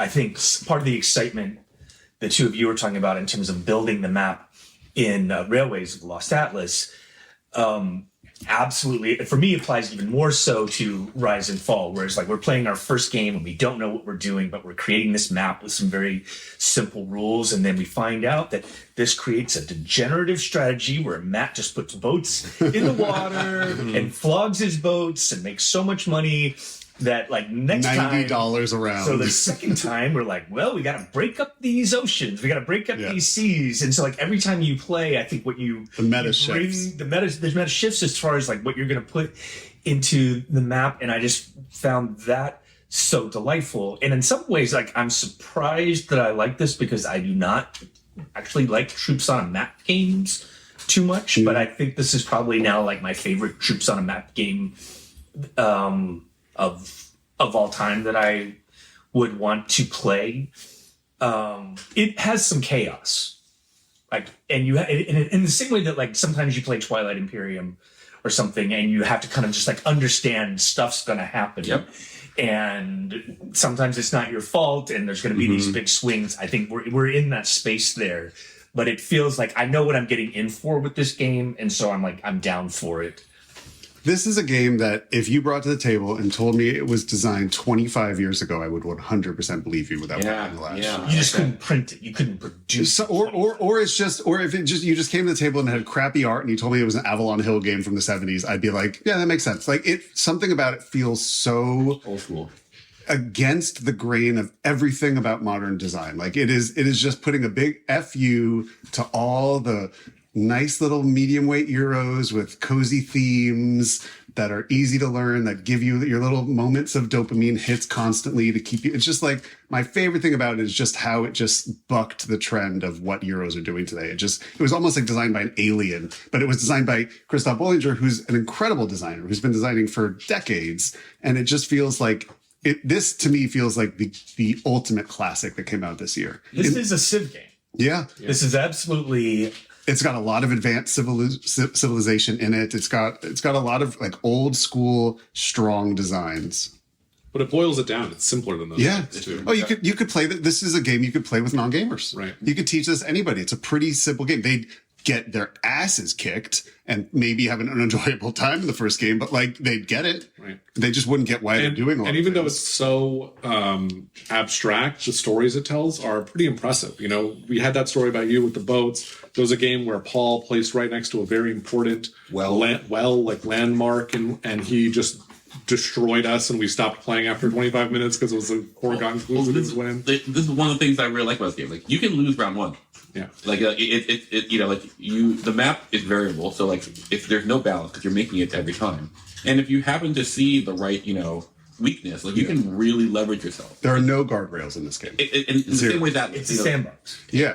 and yep, you go. No, I was just saying, in a lot of ways, it feels like the best splatter of the year, too. Spotter you can lose in the first round. Yeah. It is But it's got road and completely boats open vibes to it, sandbox like- where you can do anything you want to do, and sometimes people are going to be runaway winners because they've just figured out for the way it's just played out. This is the killer strategy, right? I think in a way, like both Atlas and Rise and Fall, and I tend to gravitate toward these games where like you have to. They create stories for you. 100%. Yeah. But in this, what I'll say is like you have to be present in the actual game. You can't rely on like, oh, this worked last time. You have to look at the map and say, here's what applies now. And I think games that require that focus of me, like, are grabbing my attention. Games that I go like, oh, here's this rote script that I wrote, and this will get me to the mid game. That winds up being less interesting to me than games that like, oh, everything has changed. I have these principles that I may be able to apply that may not work this time. Like, I've seen the boat strategy fail. I absolutely agree with that. I've done it. I've failed and succeeded with the same strategy. I need to play this again because no, I mean I own it. I backed the game and I was in it. Like I absorbed all the content ahead of time. I was so excited for this game. And I think that when we played it, maybe I wasn't in the mood to play it that night or something, but I left kind of like, oh, that was fun. But I remember also I was enjoying it for the first half, but I think towards the end, I don't know, I lost the thread somehow, but I also believe that whatever excited me about it to make me want to back it. And I had downloaded the app. I was playing solo on the app and everything. Like I was in the Rise and Fall hype. And then when I actually played it, I just didn't have the ending was sort of like meh for me. I don't know. Just like it didn't like land the way I wanted it to land. But, I also believe that, I think that I'm going to have better experiences playing it again. And then it just so happened that the other times that it got to the table, I was like playing a different game because I was like also in the middle of like my Windmill Valley excitement when I wanted to like play that game a lot. So I was just sort of focusing on that game. So maybe that's what it was. Maybe I wanted to play Windmill Valley that night, but like, because that can really impact things. Like you want to play a different game, but I own it. I am excited to play more of it. I will say that Railways Lost Atlas captured my imagination in terms of map building a little bit more. And I've been trying to think about why that is because this Rise and Fall has a better map building experience because it is amazing. It's so fun, the map building.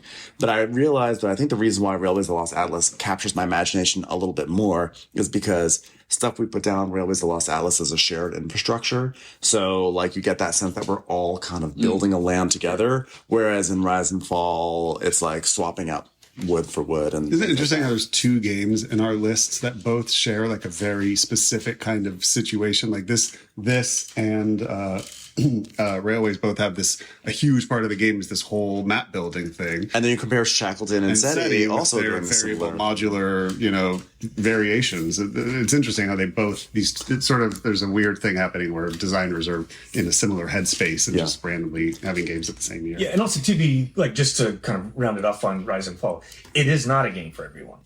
Like it has a lot of punch you in the face, and but you wouldn't think. You wouldn't. No, it's mean as hell. It can be mean as hell, and I mean, we played it with David who almost just left. Well, the reason why I said you like, wouldn't think is when you look at the rules, it's basically like, oh, you move here, you move here. There's like only one piece that can like turn, like affect someone else's pieces. Yeah. And yet, like in that first game, you realize very quickly, oh my God, there's so much like passive aggressiveness in this game. That's squatter. I mean, if you read the rules to roads and boats, you're like, is this a child's game? Is this I have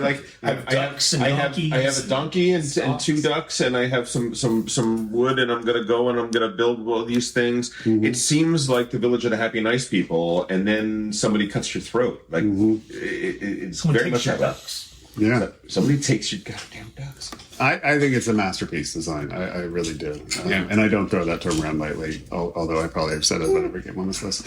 Good year. Welcome back to Oh, we sound so much better, guys. Oh, this audio sounds great, man. We were That well was tight. Listen to those. It's like we're in WandaVision. we were just talking about Rise and Fall. That was fun, wasn't it? Wow. That also describes our audio. Listen to those buttery lows you're hearing now. Let's get into our number 2 game of 2024. This had 14 points, the same amount of points as our number 1, which means it was tied for points, and it was also tied for the amount of people who put it on their list, but it broke the tie. Our number 1 won the tie for having more people who placed it as their number 1 game of the year. So our number 2 was Jordan's number 1 game of the year, mine number 2, Paul's number 3, Tom's number 4. It is the one, the only, well, the number 2 or only, Arcs. Jordan, you want to talk us through Arcs? Yes, and it really is the number 1 and only game of the year, in my personal opinion. So I think what Arcs does so well is it has this brilliant basic game of playing a pseudo trick taker to move ships around, start battles, fight. It has a little card market. It has a really interesting battle mechanic. It's also simple and distilled. And then it adds on top of that these huge thematic highs with leaders and lore that you can draft if you're playing a shorter game, or with a massive campaign that can go in innumerable different directions and really interesting and different feeling directions. And it all just works so well for me. So I think for me this year, Arcs had the best stories. It had the most interesting gameplay. And of all the games on the list, and Rise and Fall and Cascadero as well, but Arcs most of all, I think we'll be playing this again and again in the future. And a lot of some of the more Euro games that didn't make my list, I just feel like we're not going to be playing as much in the future. This game feels like truly its own special thing that will persist in board gaming for a very long time. Yeah, to me, this is the game of the year. Even if it's not my number 1 game of the year, this is the game of the year, I think, in our hobby. As far from my perspective, as somebody who likes heavy games, I think it's the game that people will remember when they talk about this year. I think it is the game that made the biggest splash. It's also a game that is very divisive. There are people who love this game. There's people who hate this game. There's people who think it's wildly overhyped. There's people who think it's the greatest thing since sliced bread. I happen to fall in the latter category. I understand why people maybe wouldn't dig it. A lot of people don't dig Cole Worley designs at all, or just sort of don't like the flavor that he brings to board games.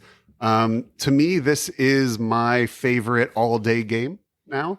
As much as I love TI, if I am going to play an all-day game, this is the one I would prefer. No, that's not saying I don't love TI4, or will I not play TI4 instead, but this would be my preference in terms of all-day story creation, everyone getting together, having a wild experience. And yeah, I just think, what else needs to be said about Arcs? It's Arcs. Does anybody else want to say anything else about Arcs? I'll say that it's my number 4. Yeah. And yet I only played it 3 times this year.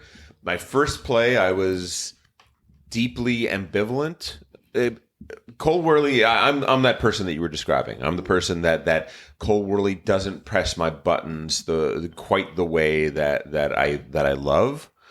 I actually really like John Company, but of his more recent games, I did not like Oaths, and I liked but didn't love. Root. Root. Yeah, Root. I love Pax Pamir. Absolutely adore Pax Pamir. But Root was a game that I liked but didn't love. And I thought that this was my first play. I thought that this was going to be in that category of a game that I kind of like and respect and kind of admire the design, but didn't love. Second play, I liked it a little bit more. And it was one of those games where I was thinking about the game a lot more than I should for a game that I didn't think I really liked. I'm guessing you haven't played the campaign. I have not played no. I've only played the singles, but I saw the potential of the campaign given the way the plays were going, and I was like, oh. I would just say, I really want to play the campaign. And I'm an outlier on this. Sure. But without the campaign, this doesn't make my top 5. I don't agree at all. I agree. I'm an outlier on this. No, but I think a lot of people do fall into that camp. But for me, the base game has a bunch of mechanics that are so interesting with the trick taking, the dice selection for battle. Every ship gets to pick one of 3 dice. The way you can steal resources from each other. The way movement works with the gates. All of those things are really new and fresh feeling. I agree. And like the campaign overshadows them, but they're like the core of arcs, and I love them so much. The spaces on the board that prevent or allow access and the way movement happens in that game, I found very elemental and yet really, really complex in terms of the way it plays out. And I agree with you. The choice of the different dice is 3 different risk-reward profiles is what it really is. And that is very, very great, very good choices that you have to make. Very, very granular, very meaty. And I really like a lot of the design choices in the game. Very Right. much. It's so deep, but it's literally just pick 1 die per ship. Yeah. Like, And you bounced hard off this game. Sorry, Paul. I didn't mean to cut you off. that's okay. But I would be curious. But we're going to. It's not like I voted for it. We did it for 70 minutes. He didn't mean to cut you off, but we're going to. We'll end on a positive note, but let's do a negative note Yep. first. I'm always curious, Ben. You famously do not click with Cole Worley games. Arcs did not change that for you. Do you want to just briefly just tell us, for the people out there who agree with you, who just bounced off this, what didn't do it for you about this? I've bounced off of it so far. I haven't done the campaign, and everyone tells me I've got to do the campaign. You don't have to do anything. I don't have to do anything I don't want to do, but I feel like I should do it because this game people really, really love this game, and I feel like, I should try to explore this game. I felt like it was fun. It was fun. I enjoyed my 2 plays of it. I enjoyed. I liked a lot of it. I thought the sort of trick-taking-esque action selection was very cool. There's now a very loud car. Paul is making more noises into the microphone. Bonnie How has are you doing stolen a that? car. That's amazing. Sit back the down. puppy has stolen a car. But I thought the action selection was cool.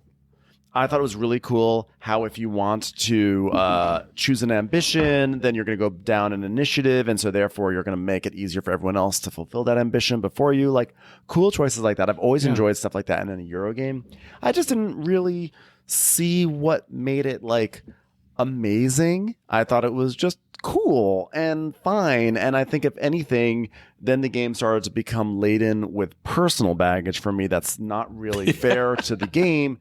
But it was like, I'm like, who wants to play Windmill Valley? Anyone? It's like Arcs. I'm like, okay. The siren song of Windmill Valley. And it's not strikes fair. Again. It's not fair to the game. No, Windmill Valley is like really fucking things up for me right now. Yeah, where did that end up on your list, by the way? After all that, Windmill Valley is That's a game actually we'll all be playing in 20 years. it's actually at number 8. It made it to number 8, but it's more Cole like, Worley is no Ryan Garcia. well, what I will say is that what was frustrating to me was, and this was, I felt like for a lot of people, it wasn't just you guys. It was the sense that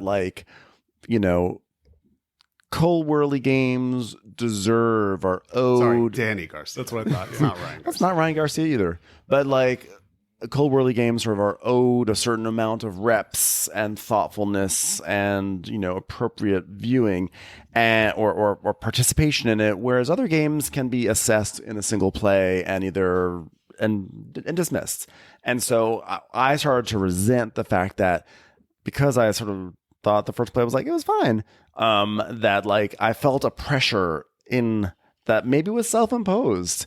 But I felt a pressure that I was not, and it was not from you guys, just sort of a community pressure, and not people on Discord, just that vibe you get out there. If you say you don't like Arcs, but you only played it once, are you crazy? And you call yourself a board game podcaster? And I started to resent the fact that a game that I was into could be people say, yeah, I played it once, didn't love it, and people be like, okay, cool. But if I said I don't like Arcs, it's it felt like a crime. And so I think I've started to bring that to Arcs, which is totally unfair. But that's my emotional journey with this game. If you didn't if the base game or Leaders in Lore didn't blow your socks off, the campaign's not going to change it for you. I don't think there's any pressure. But it did for you, though, didn't it? No, it's just I loved that, and that would have been a really cool 5 or 6 games. I don't know if I would have wanted to play it again.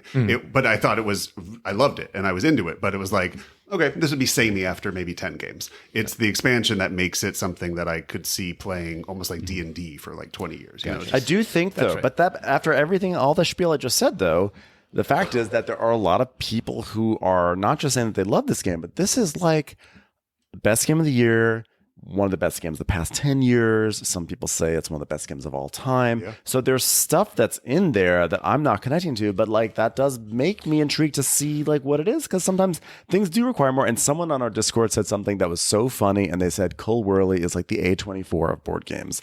And I was like, I get that. Like that makes sense to me, you know? But for you, do Cole Worley fans feel like Zack Snyder fans? You know what? All I'm gonna say is I really like Windmill Valley. There you go. Now we cut off Paul, so we have to get back to Paul. He farted in the microphone for about 2 minutes straight. 2 minutes straight. Yeah, I'm surprised this isn't your number one as the the person who loves games that create stories. Yeah, no, it's interesting because like I actually am somewhere between you guys and Ben. Like I don't think I'm a Cole Worley hypist, and so I go like, oh well, this is not the campaigns, the lords and leaders, and the mechanics by themselves. You know, I look at it all and I go like, oh, this is a very well designed game. This is like, you know, I might even say the better designed game than my 2 and 3. As far, I mean 1 and 2. Mm-hmm. It's just not hitting with me, right? But like, I can see its excellence. Mm-hmm. I can see like, oh, all this stuff, you know, and it could something as simple as like, it could be the artwork. It could be the fact that there isn't a traditional space map. Like these little things could be the difference that makes it why I'm bouncing off it. But I go like, oh, like all the things that you say about, say, TI4, which I love, like, you know, I can see it in here. It's just not expressing itself in a way that I'm able to access it. With that said, like I have to bow to its, you know, its construction. I have to bow to its, like, you know, its execution. It's done really well. It feels like it's harder to access than TI4. And it's because everything's gated by the card system. Mm-hmm. And that's so interesting, but it also makes it a little bit easier to bounce off of because you have to learn this system before you can really interact. I think you might, you know, what you're saying is, when you say it, I see the truth in it. I go like, oh yeah, like, you know, there's something about the interaction with the game that is making me not like the game as much as I could.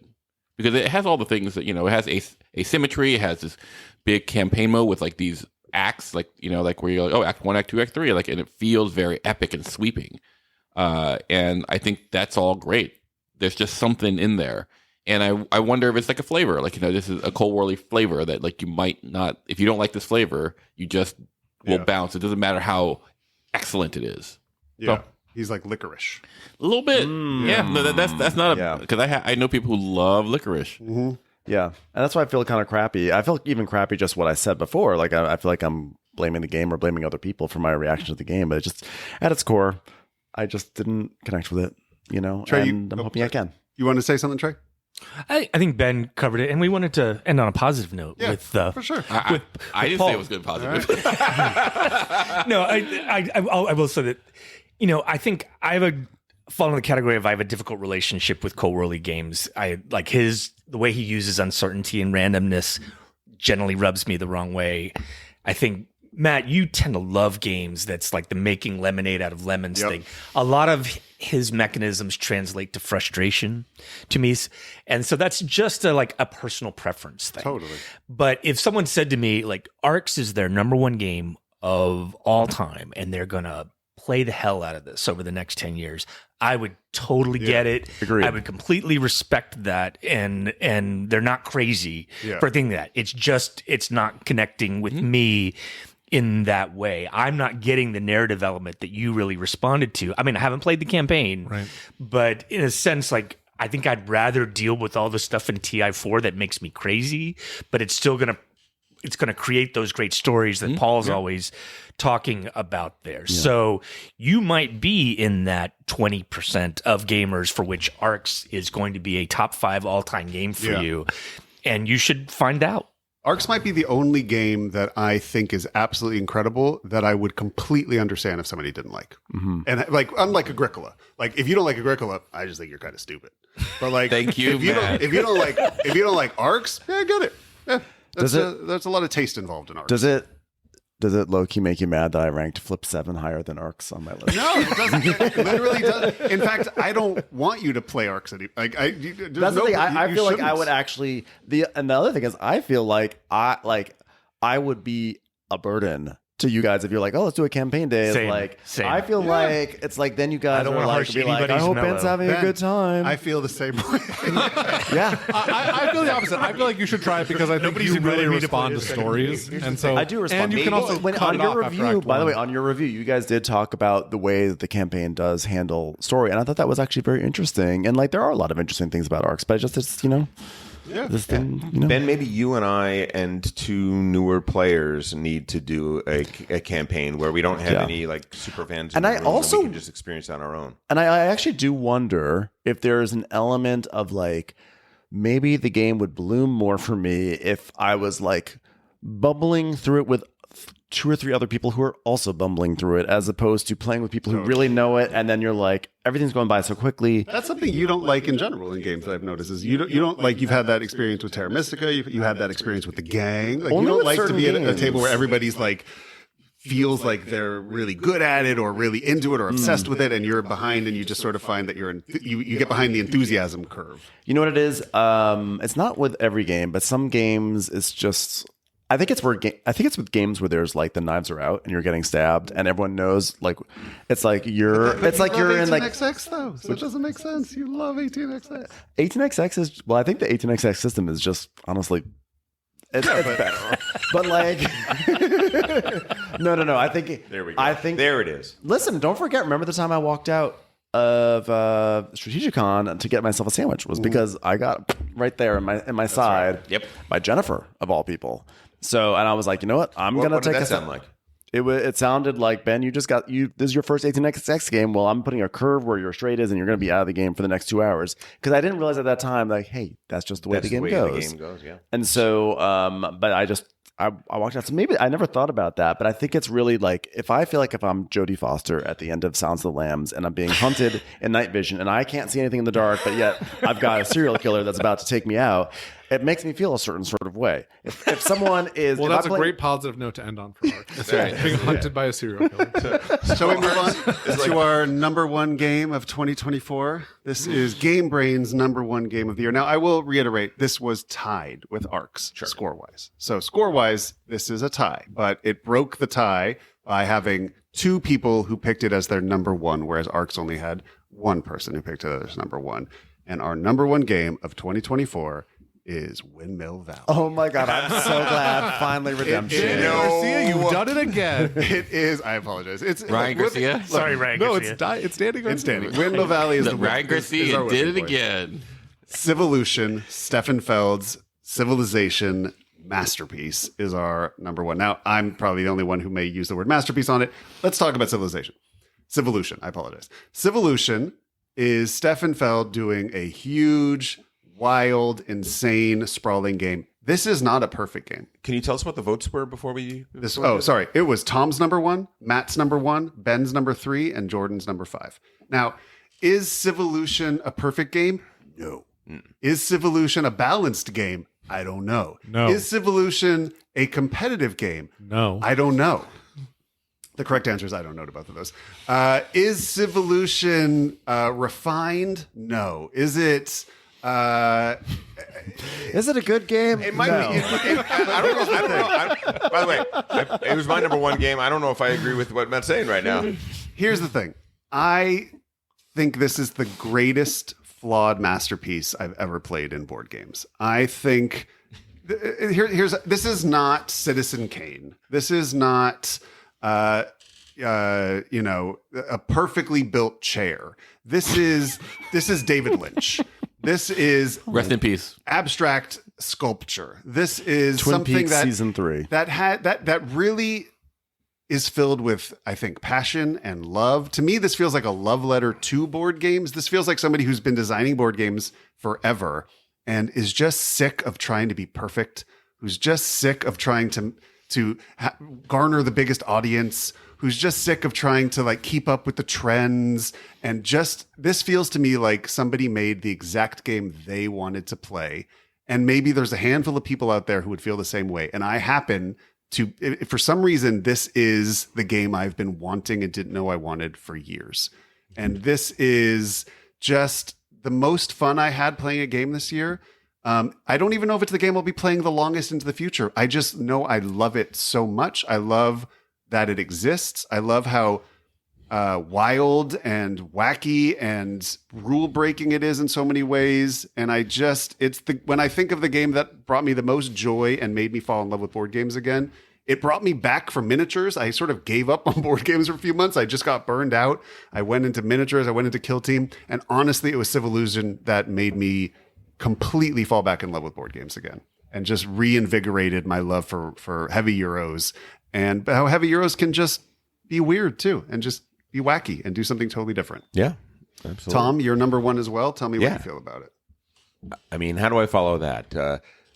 This is not habanero cotton candy. This is not a brutalist cutlery set. This is a game that is a departure for Stefan Feld. Stefan Feld makes a lot of different games, but a lot of them start to feel a little similar. They tend to be very point salady. They tend to have certain things in common. And I came off of playing Amsterdam earlier this year, and really thinking this guy's just too hit and miss for me. Like I always want to love Stefan Feld. I love Castles of Burgundy. Castle of Burgundy, Trajan. Yeah, there's Oracle of Delphi. There's a bunch of games that are just like, damn, those are amazing. Really, really good games. I feel like he took a big step out of his comfort zone and did something kind of epic. I think he did something very different here. And for one, this game feels, in terms of its scope and in terms of the different mechanisms and levers that you can pull and the differing effects of those, it feels a little like a Lacerda game. Ooh. It really does for me. It's that level of, wow, I kind of have to unearth what this game is. And most Felds do not get that far and that deep. I think that this is a game that I could play 50 times and still have areas unexplored, still have strategies and combinations of strategies. There are 9 different scoring tracks. There are all these different attributes that you can play. You can play the attribute game, or you cannot play the attribute game. 15 different resources, 15 different trait card like flips that you can that you can do. You could do a heavy building game, a statue game. You can do an exploration game. There's so many different ways. It's just brazen to play this. It's almost like I was laughing when I read the rule book, and I'm not exaggerating. I was laughing because it just seemed ridiculous what he was doing, and like even the theme is ridiculous.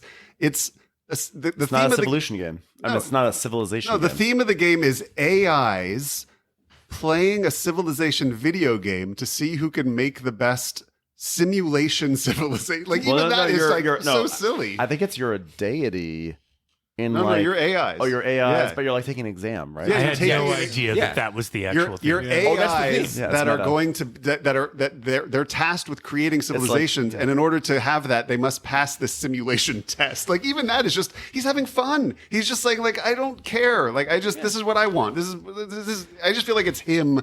This is just him. And he doesn't give a in shit. doing He got that- no notes on this one. And sometimes you get Megalopolis, but sometimes you get Mulholland Drive. when you get May no I say notes. something? I feel like we're doing a lot of very serious discussion about lots of things. We're being very intellectual about it. Can we just kind of whittle it down to it's just like a fucking fun game, guys? Exactly. It's just so fun. I mean, it's like you can do all sorts of stuff. in it. I'm gonna time out here.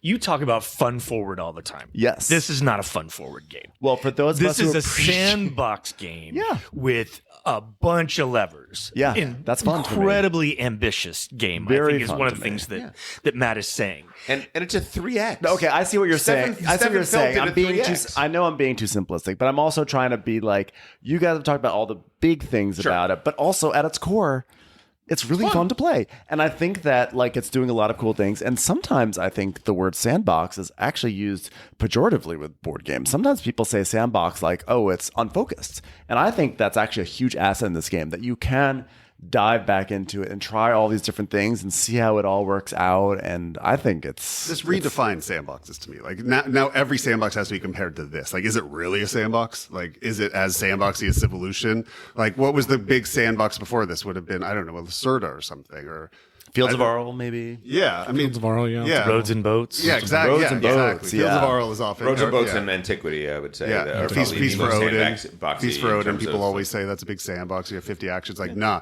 this is literally like, I don't know. What do you want to do? Like, It's not you even have the number- 400 things. It's not even the number of actions. It's the fact that there are whole mechanics that can go untouched. Oh, yeah. By all 4 players in a game. It might be that no one does something. Yeah. And yet there's like, 4 or 5 pages of rules about that thing. It has so many tech trees and things that like we haven't even scratched 5% of the possible. It's like a strategies in this maximalist game, and I like that. I like that it's like a more is more game. And sometimes when that happens, it's a disaster. Like a lot of Kickstarter games, you're like, ooh, let's like. I wish they had some editing, but like this is a case where he threw in a lot of things, and it. I don't know. I'm enjoying that it's a little unedited because I feel like everything kind of works in its own weird way. I you know what? I love that it's a game where we have to edit. Like the best sandbox games present us with a whole bunch of different paths that we have to go down.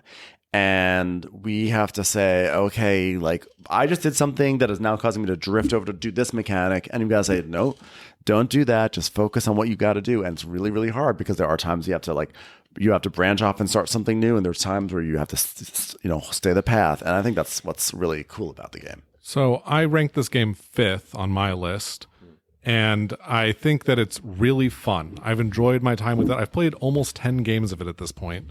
Wow. And I just find it so enjoyable to interact with, and there are so many different mechanics to explore. It's very fun, and it almost feels like a toy. Like it's this thing that you can do all these different things with, interact with in 100 different ways, so it's very, very fun. And in that way, it is fun forward to me. But I think that there are some real fundamental problems with the balance of the game, and especially with the cards. And that's why it's on my 5th instead of my 1st or 2nd or whatever the case may be. Because you're going to get 5 cards, 10 cards at the beginning of the game. They're going to be definitive to you. You're going to play those 5 cards and maybe 1 or 2 more cards. They are not balanced at all. The synergies are not balanced at all. And I want to love this game so much. And I want to find a way to draft those cards or do something that That's makes fairly that easy to work. do that, right? There's a bunch of games where there was an imbalance early on, and they just came up with drafting mechanisms where that takes care. Yeah, I mean, I can imagine putting out like 10 of each color card and then saying, okay, you draft, and we're just going to go in a circle drafting cards. Maybe that's the way to do it, but that's a massive change to the base rules of the game. You're not the only person to have this worry. There's a lot of talk on BGG about this exact thing, but I'm unconvinced. I think this is very possible that there are complete strategies you can go down. Like this is not a game where you see all these cards and you think like, well, every game I should be playing 20 of these. Like in many games you'll play 3, and in some games I think you'll play 10 or 12. There are strategies I think that you can employ that will change the amount of cards you're playing. Now, I think worst case scenario that this gets fixed in an expansion. That's worst case scenario. I think it's very fixable. If it's just drafting, it's if your worry is that I can get a better hand of 6 cards at the beginning of the game than the person across from me, and there's nothing they can do to make up for that. I'm not convinced that's true. I just don't think I don't think Steffenfeld didn't think of that. I just don't. I think there has to be a way. But if that is true, it's pretty fixable. I don't know. I mean, so I've played multiple games with players of among about the same skill level that have been the winner has won by more than 100 points. Yeah, but the same in a skill game level, where you're scoring 250 points. The same skill level right now is people who've played it 3 to 5 times. Like that's not. I just don't think that. But it came down to the cards. That's. It's very clear to me that it comes down to the cards. But when you're learning a game, it often comes down to what you're dealt at the beginning because you don't know how to pull the levers correctly. I have a hot take in that if someone wins by more than 100 points, like I'm okay with that. Like not every game has to come down to 10 points, but what I do think though that like there are so many cards, it would be great if you could play more cards more easily. There are tons of cards out there and it is really hard to play cards, but like Matt said, maybe there's stuff I don't know about the game. And I do feel like there's like more under the hood to explore, which is why I really like it. And, I was talking about before in the bad audio portion of the podcast about how I was really struggling with El Burrow. Was El Burrow going to be my number 3 or not? Between this and El Burrow. And the ambition in this game, I don't know, it just kind of wins me over. And ultimately also, I do like the idea that I could I feel like I could really dig into this game and like try lots of different new things. And El Burrow has a lot of that too. Lots of different card play, a lot of ways you can build out your farm there.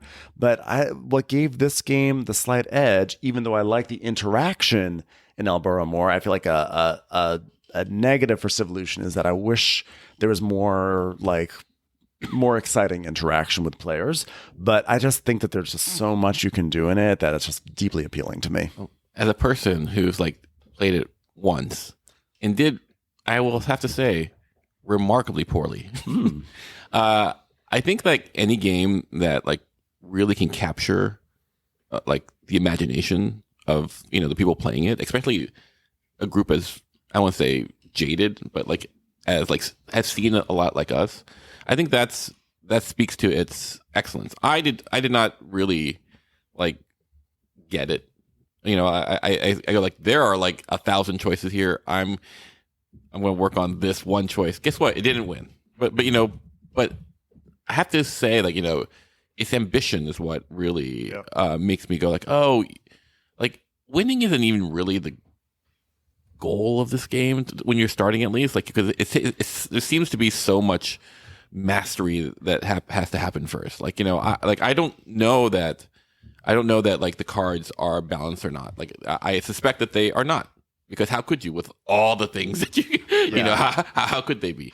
But if the game can make you smile every time you make a move, I mean that's worth more than That's right. That's why it feels like a toy, though. It's like something you're having fun with, playing with, but it doesn't feel like you're really playing a game in that way. But that's not exactly sometimes you play to not win, but to absolutely. And so I think you can have your cake and eat it too with this. I don't think that this can't be played highly competitively. And in fact, I'm going to keep playing it.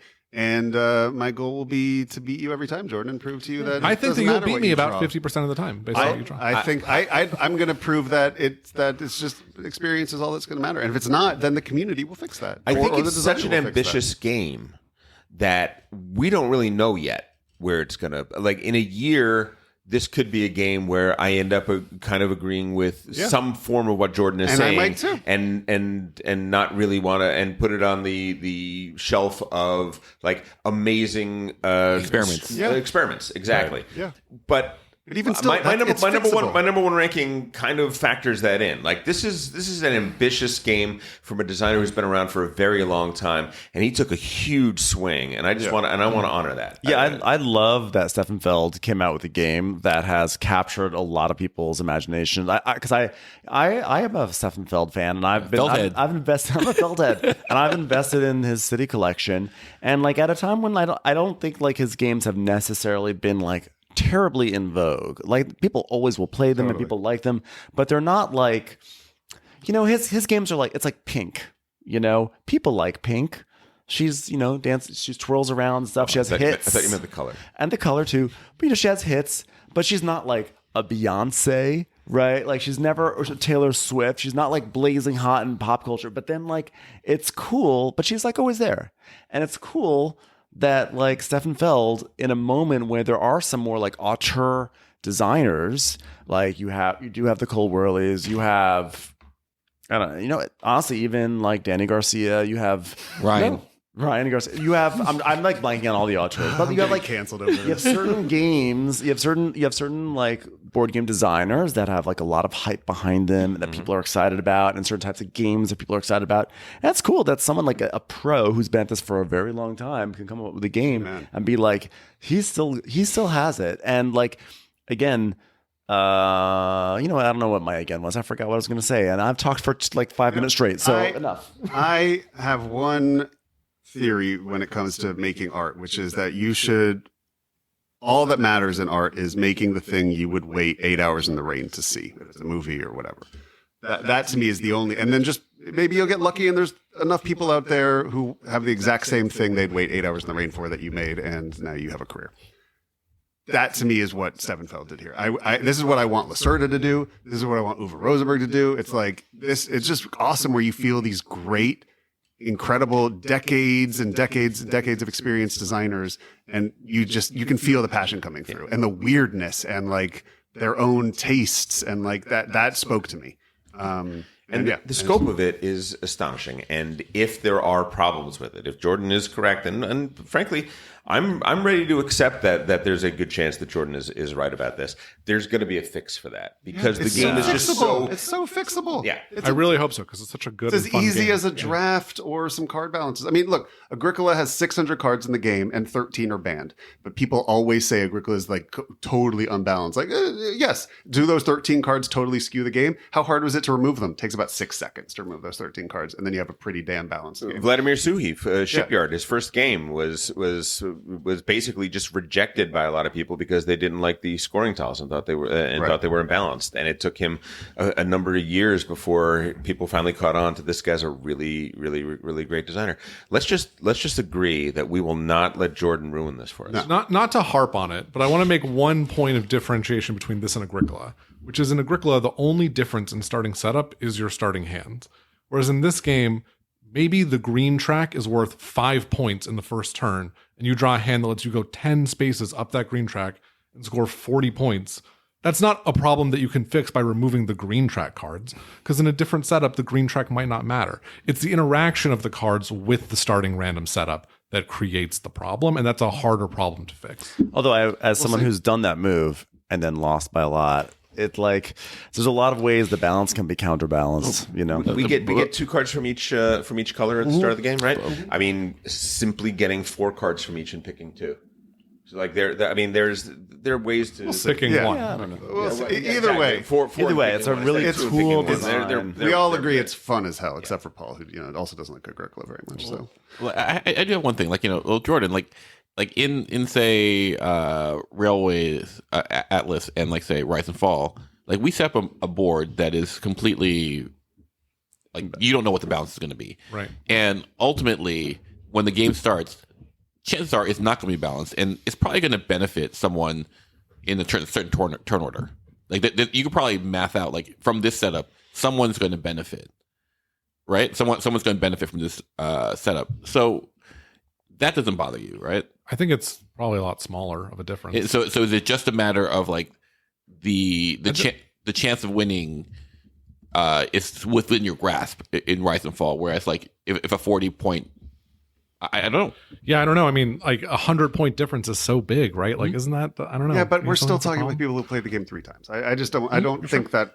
I don't think that played it 10 matters. times. Well, look, and ultimately, you still love it. It's I your still think 5. it's really fun. I think it's really fun. Yeah. And again, Stop ruining this for us, Jordan. and I'm honestly, sorry. like I really do think this was such a strong crop. Like I think all these games are games we didn't even talk about. Like there were wonderful games: Endeavor, Deep Sea, Salt Fjord. Honestly, I mean, like I sounded very, very down on Arcs, but I still liked Arcs. You know, there were just so many just great games that came down. And we didn't even play a bunch of them. Andromeda's Edge, I thought was a romp. I really enjoyed that. You know, it's a great year. Let's save our discussion of the end of the year just for the last thing. But let's not rush through, but we're going to move a little quickly because we do have some time constraints here, especially because we lost time.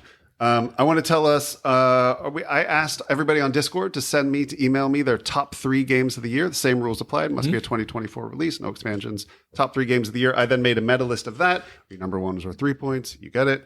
Ties broken in the following ways. I'm going to give you our top 10. Our number 9 and 10 tied games, each with, I'm not going to say the points because it doesn't matter. Huang and Jest of Robin Hood. Huang is... also a super fun game, and maybe my favorite version of Tigers and Euphrates.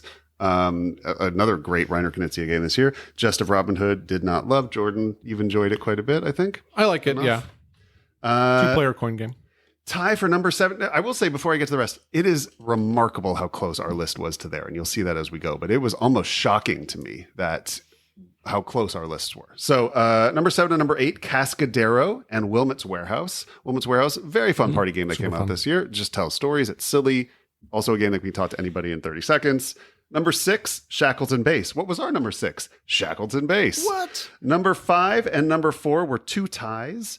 First tie was Rise and Fall. And that was tied with Skyrise, which is a game that I don't think we even spoke about this year. That was Skyrise, the re-implementation of Metropolis. Oh, not Metropolis. Yeah, Metropolis. The one where you like are bidding with like a Big City? No? Yes, it was a re-implementation of Metropolis. So I did not play Skyrise, but Metropolis Candace It brought. got a lot of votes. It got a lot of Really? votes. We should try the it. original yeah. one was super The only game that fun. we didn't discuss that's on the other the Discord list. The original game was super fun. I didn't back Skyrise because they did a bunch of tweaks to it. I don't know. It didn't really appeal to me, but maybe I should give it another look. So Skyrise and Rise and Fall were their number 4 and number 5. Discord's number 3 was Railways of the Lost Atlas, which was our number 4. Their number 2 was Civolution. That was our number 1. And their number 1, with a margin of 4-1 to any other votes in the game, was Arcs. Blowing it out of the water. Wasn't even close. Like, the amount of votes for Arcs versus even Civolution was like a different game. I think They that's were probably. just- I think that probably reflects the larger board game community. Totally. But Arcs, Civolution, Railways, Rise and Fall, that's the exact same top 4 as us, just in a slightly different order, which is pretty cool. We our listeners, we've done a good job of finding our listeners after all these years, and Yep. they share our tastes. And I we speak the apologize same for language. my horrific taste in Arcs. Shall our we listeners. get into our award Don't categories? bow down to the Snyder fans, okay? You're fine. These are the we've never done this before. First time we're doing this. We're going to be giving out awards in certain areas. We're each just going to briefly. I'm going to say the category and we'll go around the horn, and everybody can say their answers to it and give a quick sentence or two on why. The first award that we're going to be giving out this year is Favorite Expansion of 2024. I have a feeling what all of yours is. I have not played it, but my favorite expansion I played this year was White Castle Matcha. I thought White Castle was a 7. I thought it was fine. I didn't like it as much as Red Cathedral. The White Castle Matcha expansion, I think I like even more than Red Cathedral with the expansion. Super fun expansion. I recommend it. Paul, what is your favorite expansion of 2024? Gaia, baby. Gaia, baby. Like, you know, Gaia like it would be had- my number 2 if Lost Fleets, right? Lost That's Fleet, what yep. it's called? Yeah. Yeah. It's amazing. It changes the game. It fixes, like, I'm not in love with Gaia. Like, you know, this fixed the game for me. Okay. Yeah, this becomes the essential expansion and makes Gaia a top 20 game for me all time. Sorry, Paul. I know how much you love Invention, Age of Innovation. Yep. Where do you rank this compared to Gaia with the expansion? I still like Age of Innovation more. Okay, but that's enough. it's Close. It's close. It's so much closer. Interesting. Trey, that was yours, also Gaia, right? Yeah, your absolutely. expansion. Lost Fleet, definitely. Tom, favorite expansion of the year? I'm going to go a different way, even though Gaia is there, Sure. is kind of right there too. Prelude 2 for Terraforming Still haven't Mars. played it. Sitting right over there in the shrink. And the maps, and the new maps. Yeah. Fan maps. The fan maps, yeah. Some of them are quite good and quite awesome. interesting. The thing about Prelude 2 is that for me, I always thought that I wanted to love Phoenix next. I wanted to love asteroids or whatever colonies. The political one, colonies. No, I don't. The political one, I'm never going to get to love with that. It's bad. It still stinks. It's still bad. But the problem is that colonies and Venus. It took your attention off of the main map, Sure. and it just seems so fluky as to whether or not you would get the cards necessary to be able to play with that. This new Prelude has cards in it, tons of cards in it, that make Venus Next Oh, that's great. completely and utterly playable. Oh, that's fun. Colonies completely and utterly playable with the rest of the game. It kind of it says, okay, how do we bring this all together and create a game that you can really play multiple expansions together at the same time and have a good time?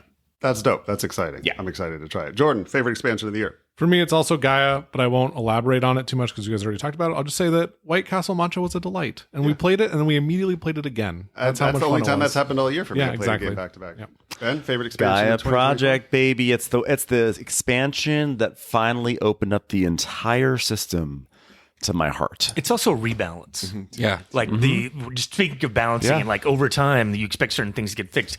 I mean, Guy's been out for 7 or 8 years now, or It was the redheaded stepchild that was ignored.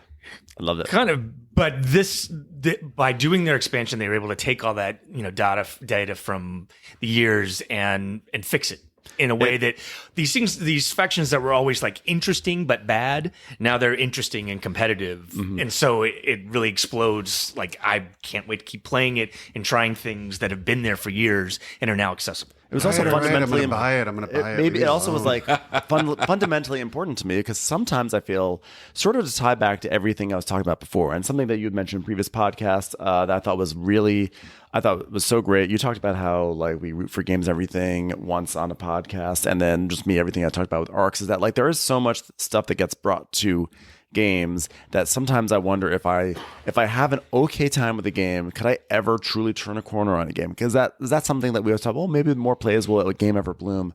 And this reminded me, like the Lost Fleet reminded me that like absolutely, like Gaia Project I always liked but didn't love, and I'm like now I love Gaia Project, and so it was really reaffirming to me that actually like I am capable of opening my heart to games. Loving it. Love and worthy of love, Ben.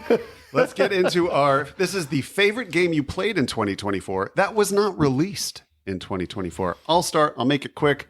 Kill Team. That's my favorite game I played this year that was not released in 2024, even though they did have a new edition that came out. I got super into miniatures. I still love building them. I still love painting them. I have a friend that got really into Kill Team. He got a bunch of them for Christmas. We're going to start playing regularly. I think it's super fun. That's my favorite new game that did not come out in 2024. Paul, you. White Castle. Oh. I missed the bus. Wow. And then I missed the bus, and no one came back to pick me up until Matcha wasn't released. Yeah, you liked Matcha, right? Yeah, that was great. Everdell. I missed the wave on Everdell. Finally got to play this year, and it was again one of those ones where like I didn't really even care whether I won or lost. I found the gameplay just so much fun, So fun. during it. That's my wife's favorite game. So we're going to invite you over, and you're going to play some Everdell with us. Victory.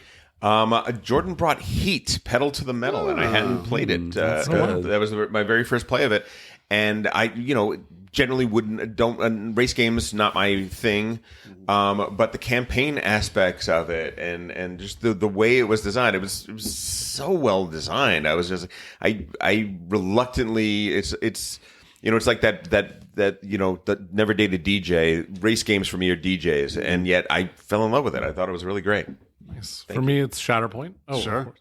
The Star Wars miniatures game that would came have been out my last second. year. Yeah, I absolutely love it. I'm still playing it about once a week and plan to do that for the foreseeable future. So it's great. Sick. Ben. I have a game that it's so funny because it sounds like it's two games, but it's really one game. It's called Hollywood 1947 Cusco. Oh my God, so good. My copy's coming, I think, this week. Yeah, same. No, but actually, if I had to choose between two of those, Cusco. I loved Cusco, which is the reimplementation of Bora Bora, Stefan Feld. Yep. I think my favorite game, one of my favorite game sessions of the year, was when Tom, you and I played it with Chris and Dimitri. That was a really fun game. It was so tight and exciting. I love Cusco. Yeah. Favorite filler or short game of the year? I'll start. No surprises here. It is Harmonies by a long shot. Absolutely incredible. My favorite new short game of all time. Paul. Dual Middle Earth.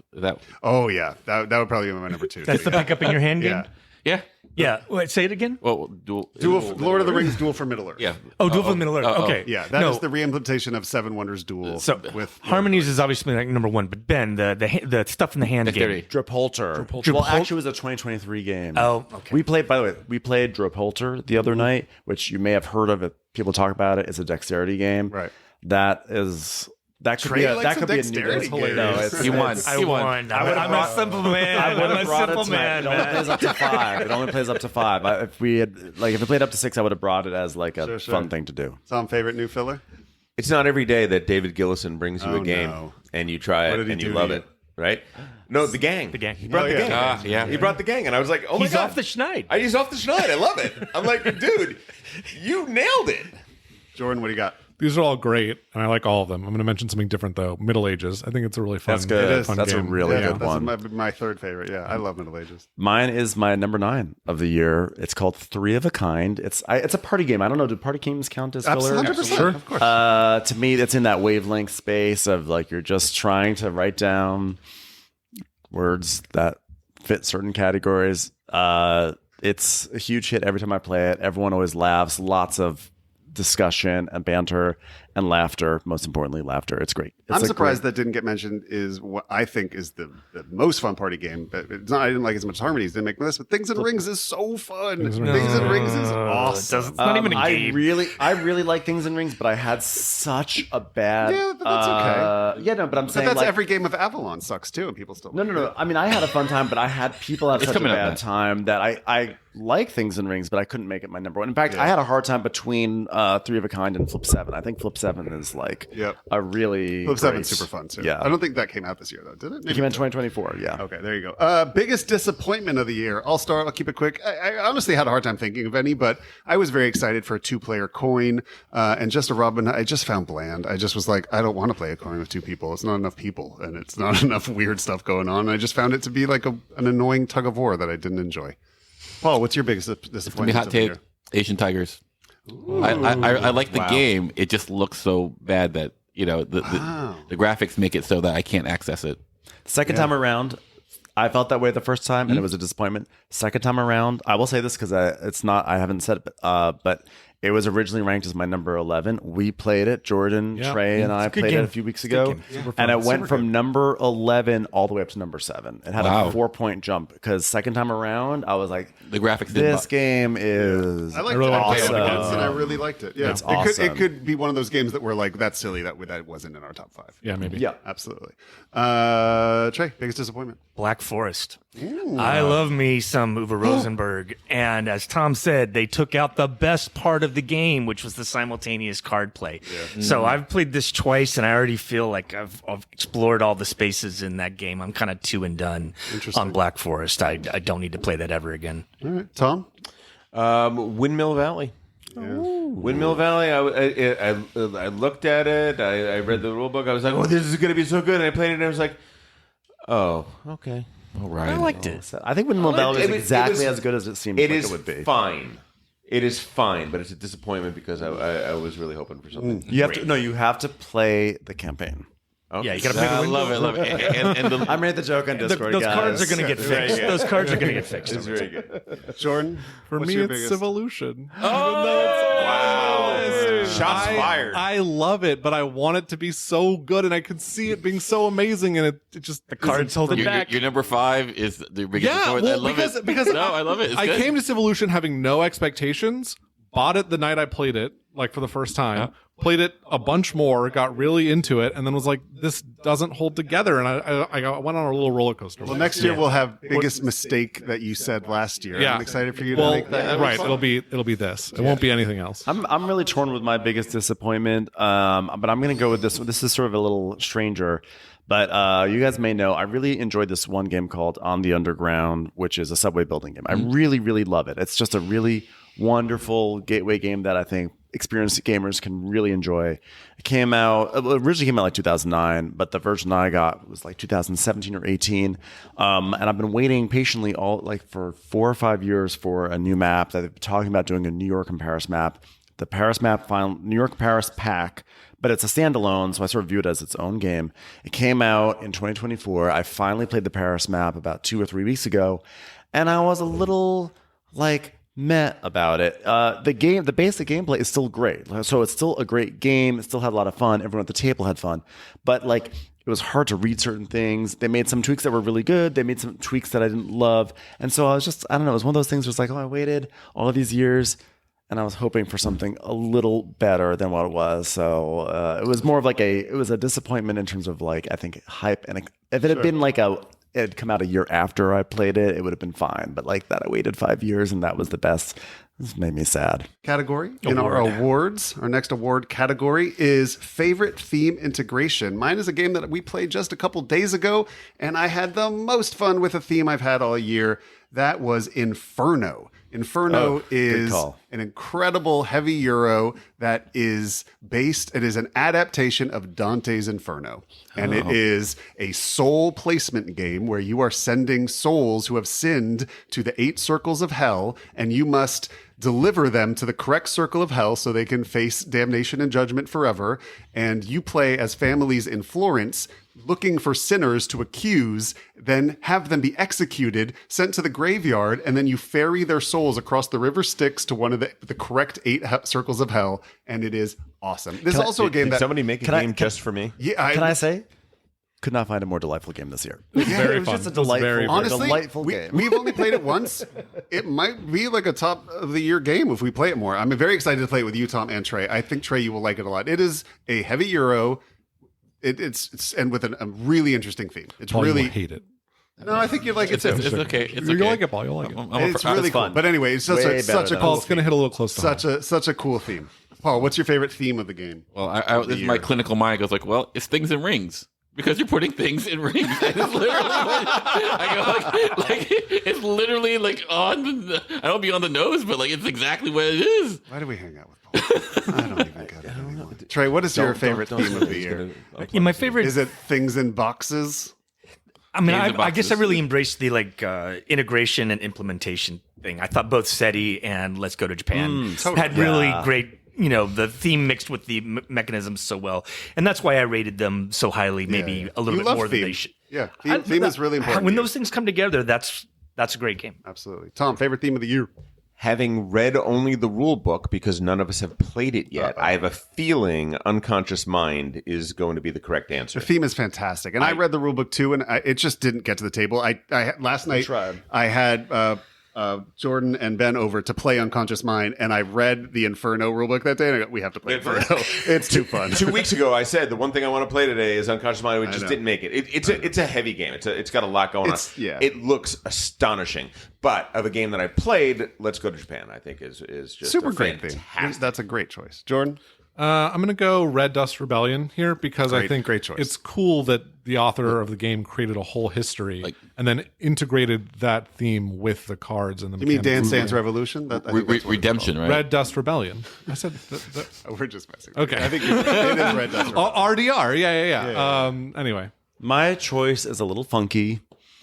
You might even say it stinks, but Oh God, I know what it is. it's fromage. Fromage It's is fromage. super fun. Fromage. The board looks like a wheel of Parmesan, which is actually an Italian cheese, but Actually, but it's you're putting down pieces of cheese. Everything's cheese everywhere. You want to eat cheese. Have you played this yet, Trey?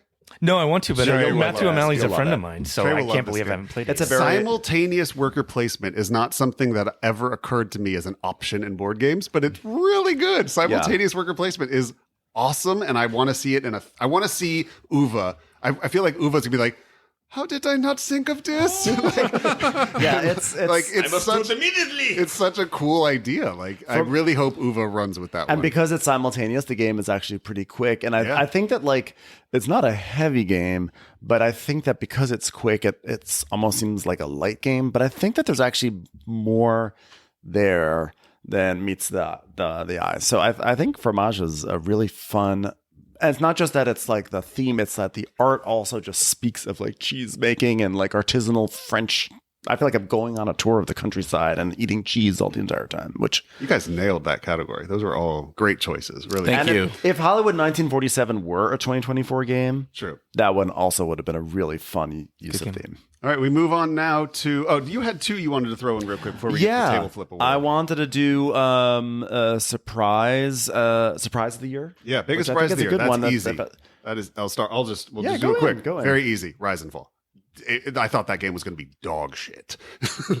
Like when I just like somebody was like, I ordered Rise and Fall. I'm like, why did you order that? Like, and I looked at the Kickstarter. I was like, oh, there's no way that's good. And then it blew my socks off. Absolutely. I would say, was it Sear or whatever? Sears catalog. Sears Oh, catalog. Sears catalog. Yeah. Yeah, that's a very, game. very great trick taker. I guess I'd say Harmonies because I didn't see that one coming, Sure. Yeah, you probably didn't think like a light game would be your number one game of the year. Yeah, and that it would So- grow on me the way it did. So The solar system movement in SETI. Sure. What was it?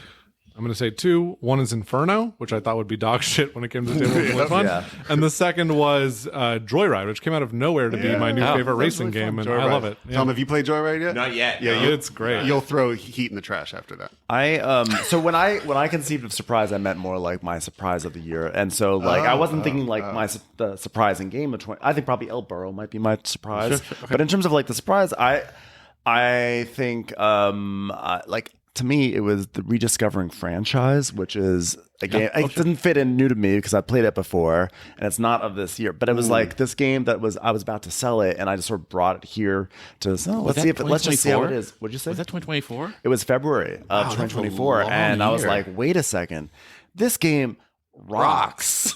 And it's so fun, and I just had really great times playing it this year. So it was a surprise to me to sort of have that sort of resurface and suddenly have new life and value. That was Nice. And that category for me is getting back into miniatures games. Yeah, that did not have that on my big I would have card just said like I did not yeah. expect You had a to second start category, painting right? miniatures. the second category. I originally was going to say best reimplementation, then I realized I've only played like 1 or 2. So I mean, that would have been like I guess like Craftwagon for me. But I would say most overlooked game of the year.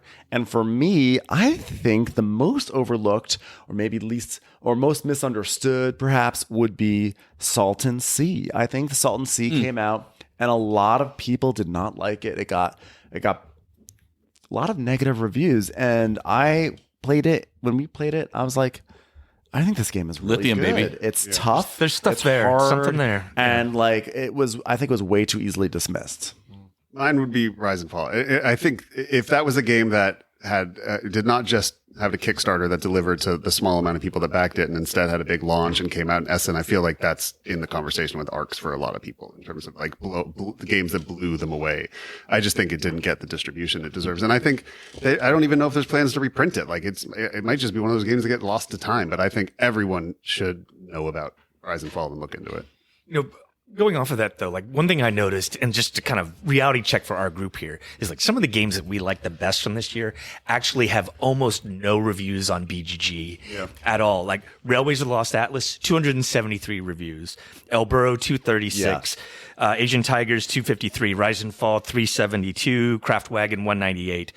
Wormspan, 8,497. It has 8,000 already. So I'm just like, just as a reality check also of like all where of we the bunch are of Doom compared to the games community. that came out. Here's how I know we're right, though, because of the 1,000 people on our Discord or so, like they all agreed. Even if it was just us that told them to try it, when they tried it, they were like, "Damn, those guys are right. Like that game is great." Our hobby has been discovered by a larger crowd than what our hobby used to be, and so we're gonna have some big numbers for the more mainstream of our genre. I'm just shocked at how low these numbers are here. Sure. I'm not saying we're wrong. Did anybody else I don't have- think we're wrong. Anybody else have one? You know, Rise and I Fall. think did El mine. Burrow has been I agree with that, largely too. forgotten. But you know, there are other games that came out this year that we haven't even talked about because I don't think we got plays in. But like Minos is supposed to be really great.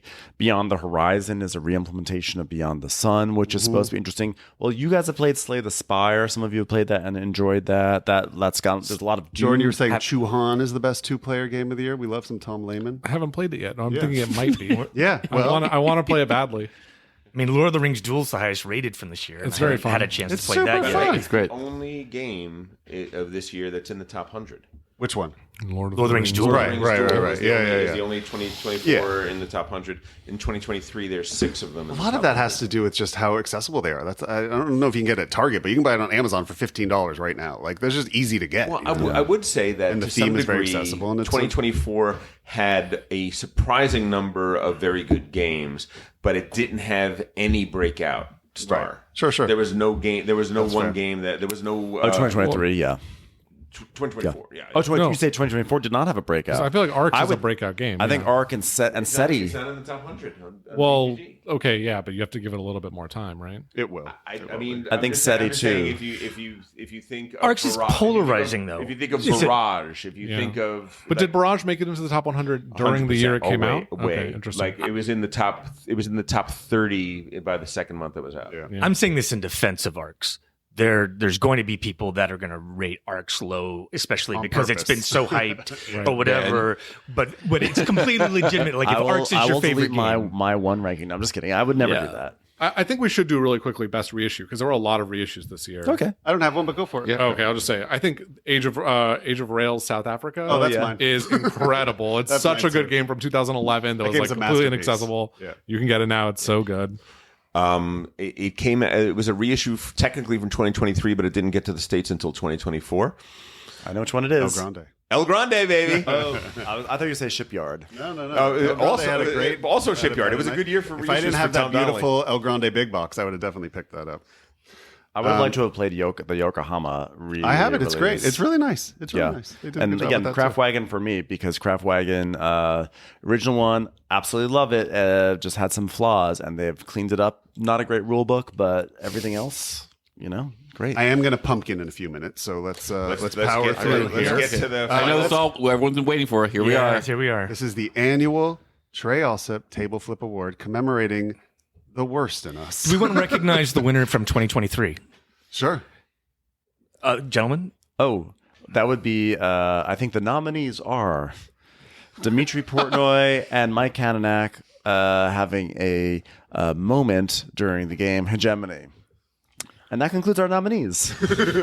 And they Cross and the the winner is- line, the winner mate. is- yeah. They crossed the line, mate. You crossed the line, mate. Yeah, it was when the Dimitri way, said something Dimitri to Mike, condescended so badly to Mike. and Mike got genuinely mad that a few hours ago. Or and, and famously shouted, "You're over the line, mate!" and it was, and now cross the that's line. the most quoted thing we say in any game night. You crossed the line, mate. I think we all know the winner of this year. Can we do It some is- nominees then? Yeah, the nominees for. Oh, go ahead. Do you have a nominee? Okay, I have 3 entries from myself personally. yes, good. I would like to apologize first to Jordan for Blood on the Clock Tower. I missed that from one. earlier yes, this yes. year. I was completely inappropriate in my response to that game. I'd like to apologize to Elder for my response to Avalon, not from last night. Nope.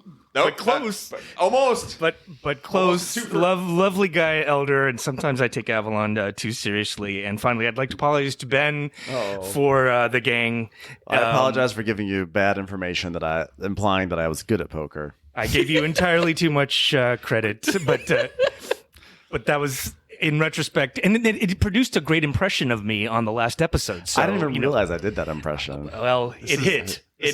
I thought you nailed it in This is a the airing of painful the way. grievances. Oh, it's the airing of the apology. I have a nominee, which is the largest table flip of the year. 9 people lost their damn minds in a 10-person Avalon game in which Sophie Rivera, very nice, very smart, very great person, was at the end of the game, and she is not one of the bad guys. The bad guys are trying to figure out who Merlin is, and she goes, "Well, who was? Was it you?" And she reaches over and flips over the person next to her's card, revealing Merlin. And everybody, before the bad guys had picked it, everybody lost their damn minds. I'm gonna. If that works, that's my next move. But instantly, the cards are dealt out. Just start grabbing them, and flipping them. Oh, I guess the game's over. Let's move Moving on. on. Yeah. All right. Matt, you're a gem to play with. We enjoy. I'm going to nominate myself both for the gang because now I also table flipped to you, which was fun because I feel like I don't often outwardly table flip, and I think I had an inner table flip, but I'm sure it probably leached outward playing La Familia, which I really disliked. It did not. We did not sense your table flip. You were was good. You were. That table was up and rotating in my head. That game made me so angry. Yeah. I got so angry during that game. So I'm really glad it didn't leach out no, because not I was at like, all. oh my God, I ruined the night for everyone. Well, let's talk about the real winner. We don't even need to nominate them. It's They Paul. just instantly It's win. the arcs. Yeah. Paul and Jordan's game, infamous game now of Twilight Imperium 4, in which we almost lost 2 of our friends. I know. They almost permanently left us. But Which it's one such of you but it's would such like- a good game that engenders wonderful feelings. I don't want to let people. I either don't of you understand. discuss this because it's literally just going to start. No.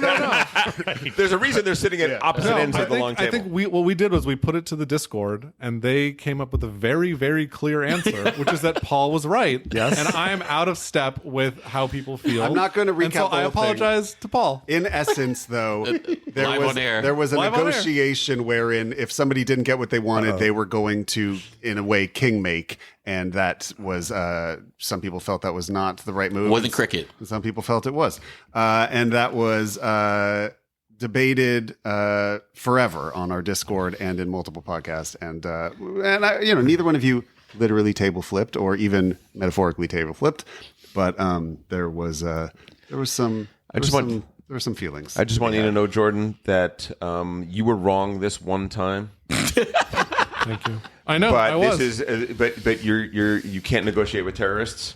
And to some degree, that's what you were trying to do there. And he has done that so many times. Like I said, times. this He is plays on that razor's edge. like this is not the first time this year that something like this happened with TI4. So, Yeah, you know, it was so only I mean, Paul brought someone to tears. I was so A wonderful happy game that brings everyone that together. this happened to someone else that wasn't me. And what I especially enjoyed about it was like the table was still in the air in rotation like 3 weeks later. Yeah. It was still in the air, and it would like threaten to actually like come to a rest.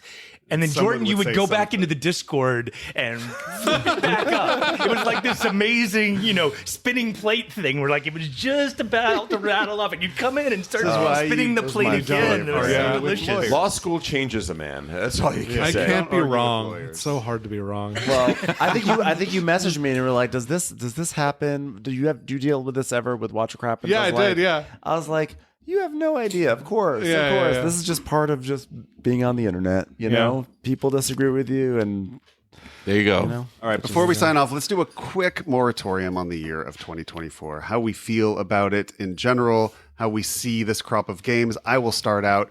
I am going to say, I am the opinionated gamer. That is my moniker on this podcast. I'm going to go ahead and say this is the best crop of games in a year that has come out since I started the hobby 15 years ago. I just think the quality is so high. I think I could have had a top 10 that has games in it that I love. I think I could have had a top 15 in games in it that I think are amazing. I just think there are more games in this year that came out that I'll be playing in 10 years than in any other year that I've experienced in the hobby. Paul? Like this is one of the best game memories, to generate memories for me. Like I have tons of stories from this year, and they are hot. Completely agree with you, Matt. Like this is the deepest draft. Like it may be like there was not a clear number one, but I understand if like Arcs was a particular person's number one. But the same way, like I feel like I could name 20 games and then rearrange them, and that would be just fine. And like the weird thing that comes out of that is because the quality has been so high, I don't have the same patience for giving something a third or fourth try. Like there's still so many games I need to move on to and want to try that. it's like kid in a candy shop kind of thing. Yeah, we're spoiled, completely spoiled by 2024. Thoughts on the year, Tom? Yeah, I mean, this was a year where Good I year took a to little bit take of a step back from Well, it kind of is because I've got so many games that I've only played once or that I haven't played at all You yet. don't have to that buy any 2025 I'm releases. dying to play Unconscious Mind. I'm dying to play like there's a whole bunch of these games that I can't wait to get into. So I'm super excited about that. It's not a bad thing that the year went the way it did for me. It was really kind of an And you get to buy them without exciting paying year. the exorbitant shipping fees from Europe like we all did. I kind of stepped off the hamster wheel for a second, which I don't think I've done since 1995. Wow. I don't think I've stepped off that hamster wheel really. Yeah. So yeah, it was overdue, and I'm glad that I did it, and I'm so glad that I have all these great things to try. Yeah. Jordan?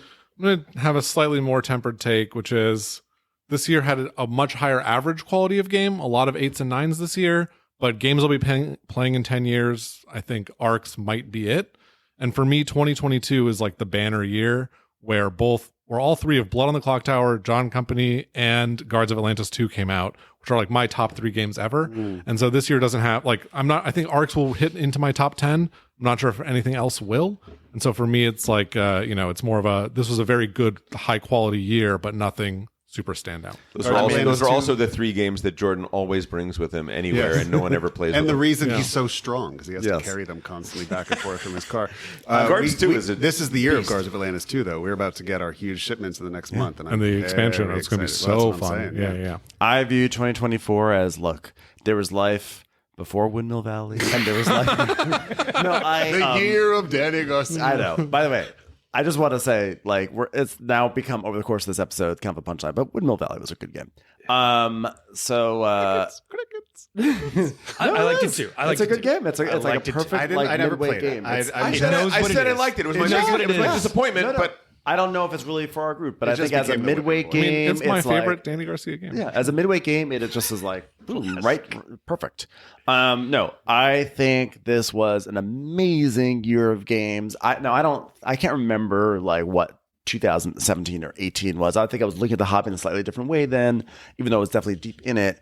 But since I joined Game Brain, this has definitely been the best year. Anytime we've had to do end of year things, I've usually been able to come up with like a top 3, maybe a top 5, but then I kind of like I'm filling out the rest of the 10 with like, oh, there was a party game that I liked that was cool. And this year it was like the top 5 was very easy to come up with because they were so good. And then like the difference between my number 5 SETI versus like my number 16 Andromeda's Edge, like they are just, it's just subtleties. Like the quality I feel like was so good. Like, and just anecdotally, I think this is probably the strongest game since I think 2015, which had Great Western Trail and Terraforming Mars and like a few other like that was quite a year. bangers.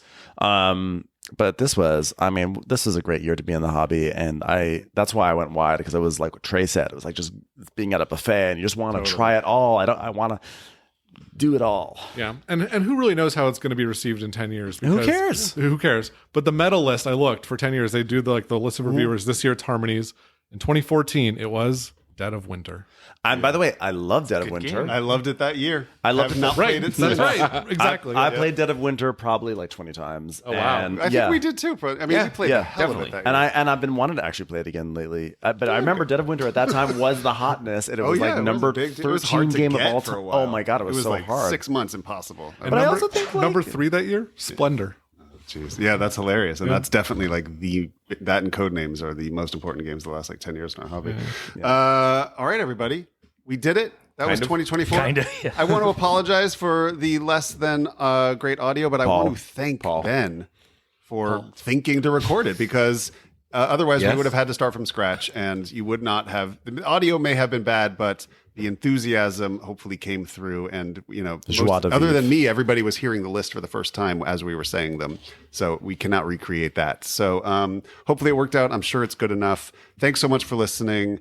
And Ben, do you want to do the preamble? You're so good at it. Sure. Ready? Okay, now I can't hear the music. You've been listening to Game Brain, produced and edited and hosted by Tom Donnelly, Trey Alsop, Matt Robinson, and Ben Mandelker. Thanks for our wonderful music by Daedalus, and also our great graphics by Edamar Peleg. Go find Edamar Peleg online at @Kurbuloni or at kurbuloni.com. And also, don't forget to find some games. Just play some games.